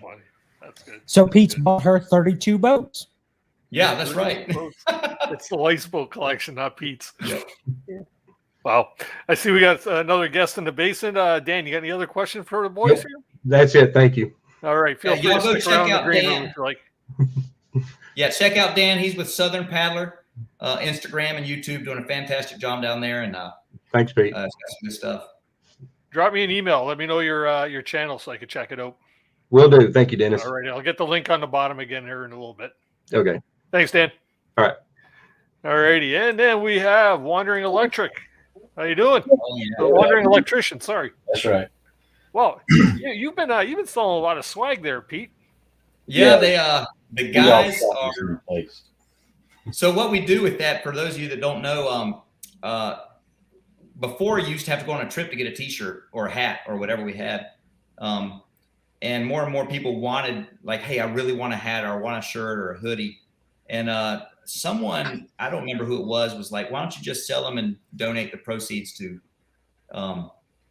charity? So I did that, and I found a family I know here in town that I've known forever. They run what's called feedthehunger.org, and they basically feed people all over the world and in the United States and wherever that need food. So when we do our store twice a year, or maybe it'll be more at some point, we take those proceeds and donate it. And then we also go do a packathon where we all show up and actually pack the food, the dry food that they just add boiled water to. So it's now we got merch for a cause, and it's good stuff. It's not like the cheap stuff. I wear it all the time, and nothing cotton, so you can wear it on your trips. So, but I like the hoodies. That's awesome. Cool. So what do you got for us tonight there, wandering electrician? What's your name? Kevin. Okay. So Probably when are we ahead first time. When are we going to the Greenbrier? Yeah, so the Greenbrier is like the ultimate river in the southeast United States. The longest undammed river east of the Mississippi. It's about as good as you can get for like a backcountry setting in the southeast, in West Virginia. And we have a joke that once we do a river, we don't do it again because there's so many rivers, so many places to go. But this is the one that everyone keeps wanting to do. And Kevin's been on several of my trips with us. He's one of the crew. He's one of my drone pilots. And he's got his own channel as well, putting some of the videos up. Check that out. But he is clamoring to get back to the Greenbrier. And maybe I need to do it because we really didn't do that video well because I didn't know what I'm doing. I still don't, but at least I know a little bit more now. With the camera work, the old GoPros had the housing, so there's no audio, there was no narration. It was just kind of a crude video of some beautiful scenery, and I kind of owe it to the river to redo it. So maybe one day we'll do the Greenbrier. I know Kevin's dying to get out there. Well, I missed the new, Yep. Because I turned. Yeah, he turned me down on the new. He didn't know who I was. I was like, "Hey, come and paddle the new with us." He's like, "I don't know who this guy is." So I'm not going. Yeah, some random stranger from YouTube invites me for 8 days. I've never met the dude before. And of course, I also went whitewater kayaking with him for the very first time, and I'd never met him before, which was probably worse. So, yeah. That's a funny video. That's where the swimmer bell came from, folks. He went to Wilson Creek with me, and his buddy Shane and he were paddling a lot, and Shane swam all the time. If someone dropped a teaspoon of water in the river across the way, it would knock him over. He just swam everywhere. And Kevin never swam. And I told Shane, I got a river Kevin's going to swim on. He's like, "You think he'll swim?" I was like, "No, he's going to swim. I guarantee it." Class 4 river, but the water was really low, so it made it just fun. He swam 13 times in one day. And I put the bell to highlight it for Shane, and would put swimmer up there, and everyone loved it so much it stuck. And so we all owe it to Kevin. Give him a big hand for introducing the swimmer bell to the crowd. But he's my idea guy along with Brian. I just go with it. That's all right. Well, good ideas got to come from somewhere, right? Might as well just run with them. And Pete, while we're talking about the Greenbrier, you got to explain to Canoe Hound that it runs for a week. Oh, Brian, you're freezing up there, buddy. There you go. There we go. Try again. Say that again. I was just saying that Pete needs to explain while we talk about the Greenbrier that it only runs for 1 week a year. Yeah, so that it's hard to catch that one. It's the geography of the river is it's very shoaly. So the bottom of the river, the bed of the river is very uniform. So as the water comes down, it's uniformly shallow, where other rivers, which are bedrock rivers, they canalize the water in different ways. So there's always a way to get through at lower water. The Greenbrier is when it's low, you can't run it when it's really low. So third week in May, I looked at the USGS website, and they track all the water data for all the rivers and the gauges. And I went back like 20 years and researched every week of the spring and found that the third week in May historically always has water in it. And so we planned around that week, and then it rained like for a week before we got there. So we had all that back of the bubble, as the river goes up and it's cresting and it comes back down. That's when you want to catch it, so it's predictable. But we had this nice tapered bubble of water that we just rode all the way down the river, the whole 170 miles, perfect flow. And so when you plan that river, it's kind of dicey. Will it have water in it or not? And you kind of have to have a backup, but totally rain dependent. So it's not that's the advantage of a dam controlled river, is that when it's releasing each day, you know, for recreational purpose or whatnot, you get a real steady flow. You don't have the highs and lows, you just get good flow.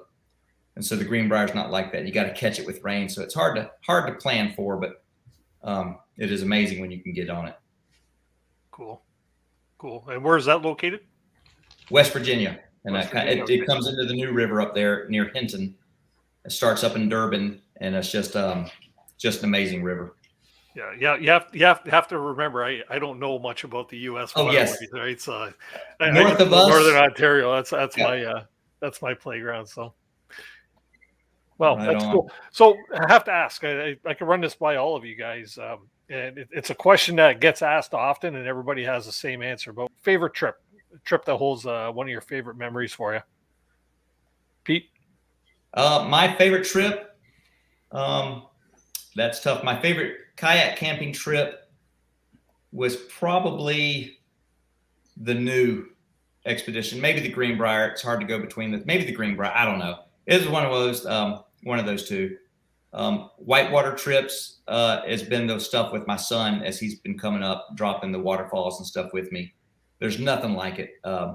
It's like probably the most fulfilling is when I'm paddling with my son and he's doing something at the top end of his level and styling it, making it look good. So yeah, kayak camping, one of those two.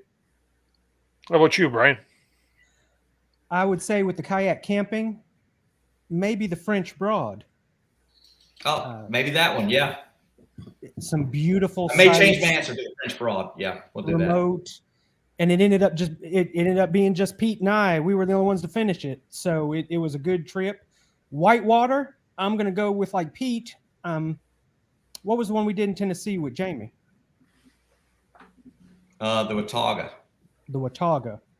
It's just like Pete says. My daughter does much better than I do in the whitewater, and just watching her progress and watching her do good, that just warms your heart. Cool. And Jerry?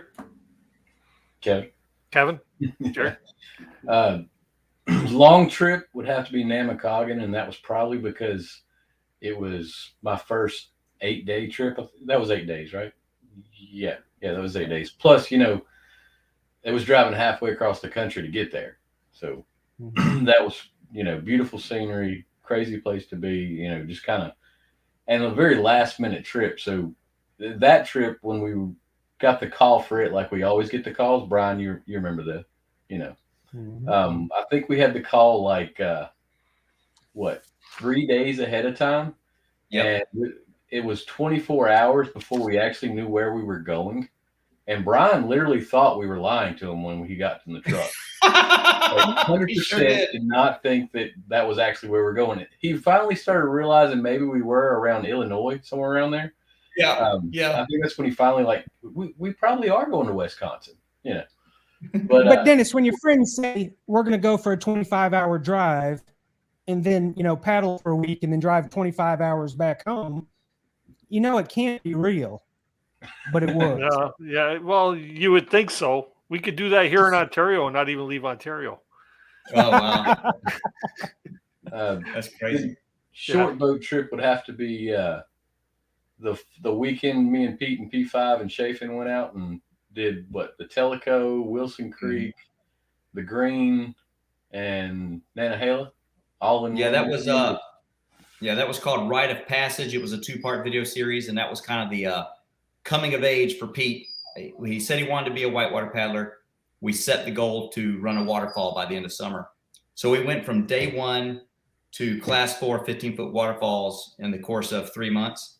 And so did I. And that was the culmination of everything he had been doing spring and summer. So that was a fantastic trip. And it was Kevin, that was his first vertical kayaking, as we call it. When you're going vertical, that's where it's all about. So it was fun. That you gotta have a bit of nerve to take on something like that, right? Yes, it helps. Yeah. Or Yep. One of the two. Yeah. What Kevin, the first time you did that, what was it? What were you thinking as you were dropping? Oh God. Well, I think it's all adults in here. You can say what you're really thinking. Yeah. No, I can't. When you get to the edge, it's like it's kind of like Brian getting in the truck to ride 25 hours. You're like, I'm not really going to do this, and then you get to the edge, and there's no stopping. I mean, it's just there it is, and it's over pretty quick if it goes right. I was going to ask, is it over quick or is it like slow motion? It's fast. Yeah. Now 40 feet is not fast. When you get up around 40, you fall and you tuck, and then you get to look up and look around, and I'm still falling. You tuck again. It's high. You get a little minute to free fall, but like anything under 20 feet, it's just so fast. You're just in the water. Wow. How do you do that for the first time to off a 40-footer and not know what's down there? Well, it's down. Yeah. So that's where all the beta comes in from people who've done it, be it successfully or unsuccessfully before. And so all the river bait is there. Like we know the waterfalls, we know the drops, we know the lines you would take and which one are good or bad. So there are guys who had to do it first. And that's where 20, 30 years ago, those guys, man, there's terrible boats. The gear was bad. Nobody had ever done this before. And they sent that stuff. So, I mean, it's insane what they did. If you watch the movie River Runner, I think it's on Netflix, that kind of documents one guy's journey through all that and then through his personal life too. And you don't have to be even a paddler to enjoy the movie. Just go watch the River Runner and you can see kind of the minds of those guys were just animals. Unbelievable. I'm writing that down. Yeah. Everyone in this chat should go watch the River Runner. Little warning, there's some language in there, so don't watch it with your kids. But an amazing documentary done by Rush Sturgis, who's one of the world's best paddlers, documenting Scott Lindgren, who was one of the world's best paddlers a generation or two prior.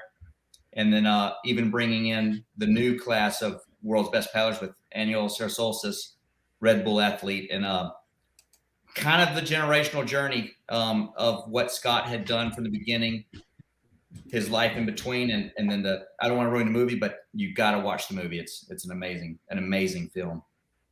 Mm-hmm. And you know what? This is a question I've been avoiding all night. When you're doing all this type of whitewater stuff with, where I'm going with this probably already, right? When you have this many people on your outings, have you ever had any close calls that ended up hopefully good or always? Not close. Someone in this chat room felt like they were dying once. Maybe both of them. I don't know, but no, we haven't had any truly disastrous days on the water or injuries. I've never had any other than a little bump or bruise or something. No real injuries have ever happened. Brian had a pretty meaningful swim in the French Broad where he was, they call it flush drowning is a way to drown without being stuck under something. You could just be in the current and not being able to get a breath. And so you're aspirating slowly over time. So he was dealing with some of that, learning when you can breathe and when you can't breathe. And it's kind of an art in whitewater. Even though you're kind of at the surface, you're not as buoyant as you think you would be. And so he was learning about some of that. And when he floated by me, his eyes were a little bit glossed over, and he wasn't looking at me. I was like, Brian. So it's in the French Broad expedition. Part 5 has that. The end of part 5 has that scene in there. If you want to check that out, that's probably the closest someone felt like they were dying. But as Brian said, when he was clinging to a rock for his life, and I had kind of got him there, and I got around so I can get out and help him. He saw me pop over the rock and look at him, and then I disappeared again. When I popped back over the rock, I have my GoPro on my helmet, so he understood from triage and medical community that if there's time for the GoPro, I must be all right, so, anything he didn't feel all right at the moment. So, what's your take on that, Brian? I was going to ask Kevin what he thought. What I mean, it's obvious that everybody's seen my swim. What do you feel was your worst swim?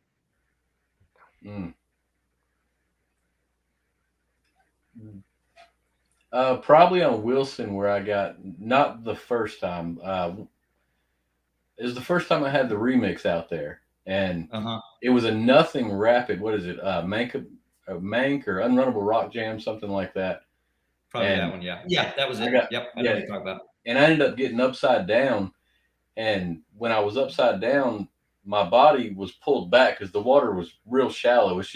But it's like boulders. So there's, a deep spot and then not a deep spot. So basically the rocks were pushing my body back, and the boat was facing downstream. So whenever I went to, I couldn't get any leverage anywhere to roll back up because there was no water to roll in.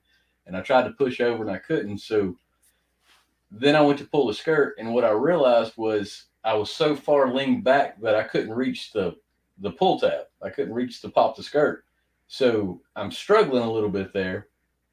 And, I had, which obviously, I could kick my knees out and come out. But in that moment, I was just thinking, I can't pull the skirt. I'm underwater and I'm upside down, and this is how I'm going to die in 6 inches of water, So it would have been embarrassing on top of just dying, But, when you're underwater, it feels like you're underwater for a lot longer than you actually are. It felt like I was under there for a minute and a half. I was under there maybe, 10 seconds, Pete? I mean, not long at all.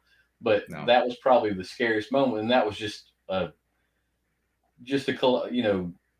two things going wrong at the same time: being upside down, being in the wrong depth of water to be able to do much about it, and not being able to reach where I was at. It wasn't. Yeah, I was looking at the comments.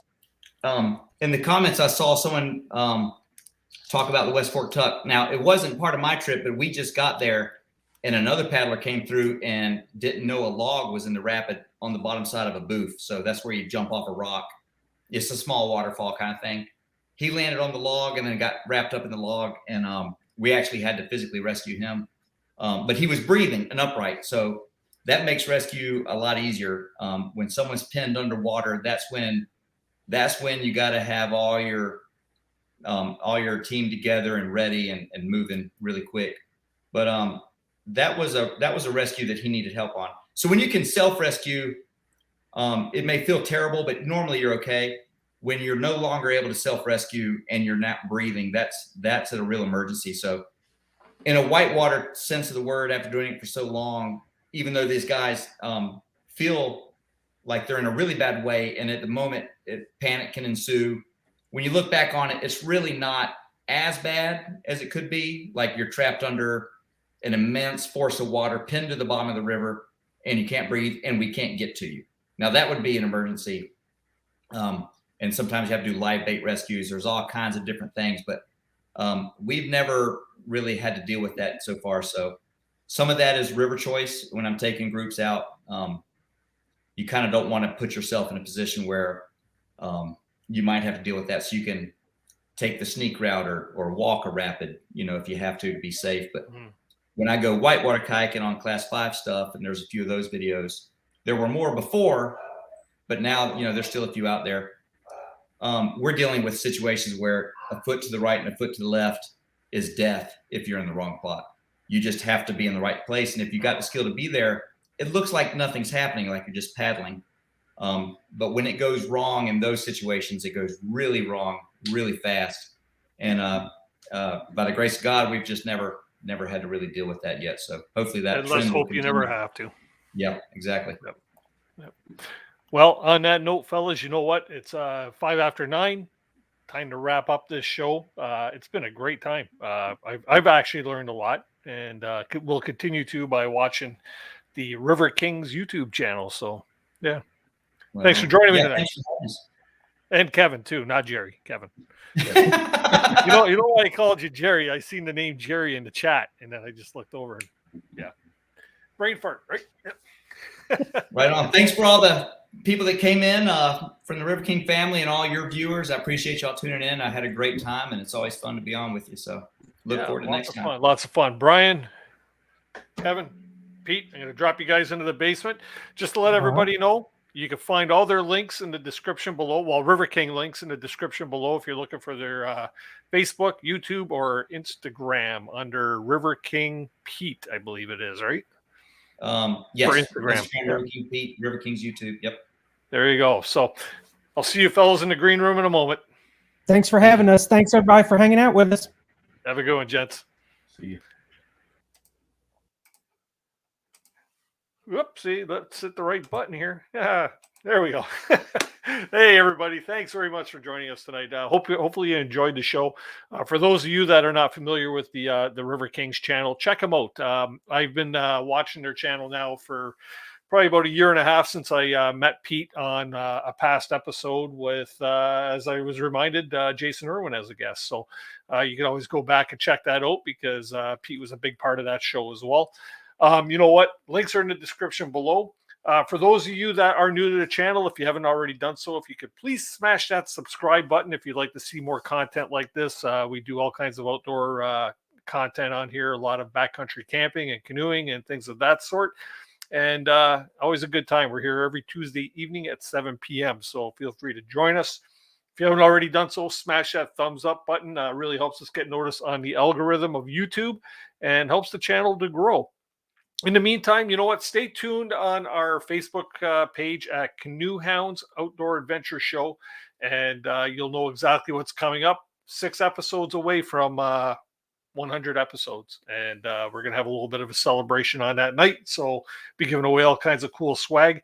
Once again, as a reminder, if you missed tonight's swag giveaway, and I will put it up here really quick, the question was, in what U.S. state are the River Kings based? And you could send your answer to coasprize@gmail.com. If you send that to me by Saturday at 11, you'll be entered into the giveaway for hat and stickers and all kinds of neat things from Canoe Hound Adventures as well. Anyways, Canoe Hound signing off for tonight. Thanks very much for joining. And remember, everybody, please do keep the adventures alive. Have a good one. Cheers.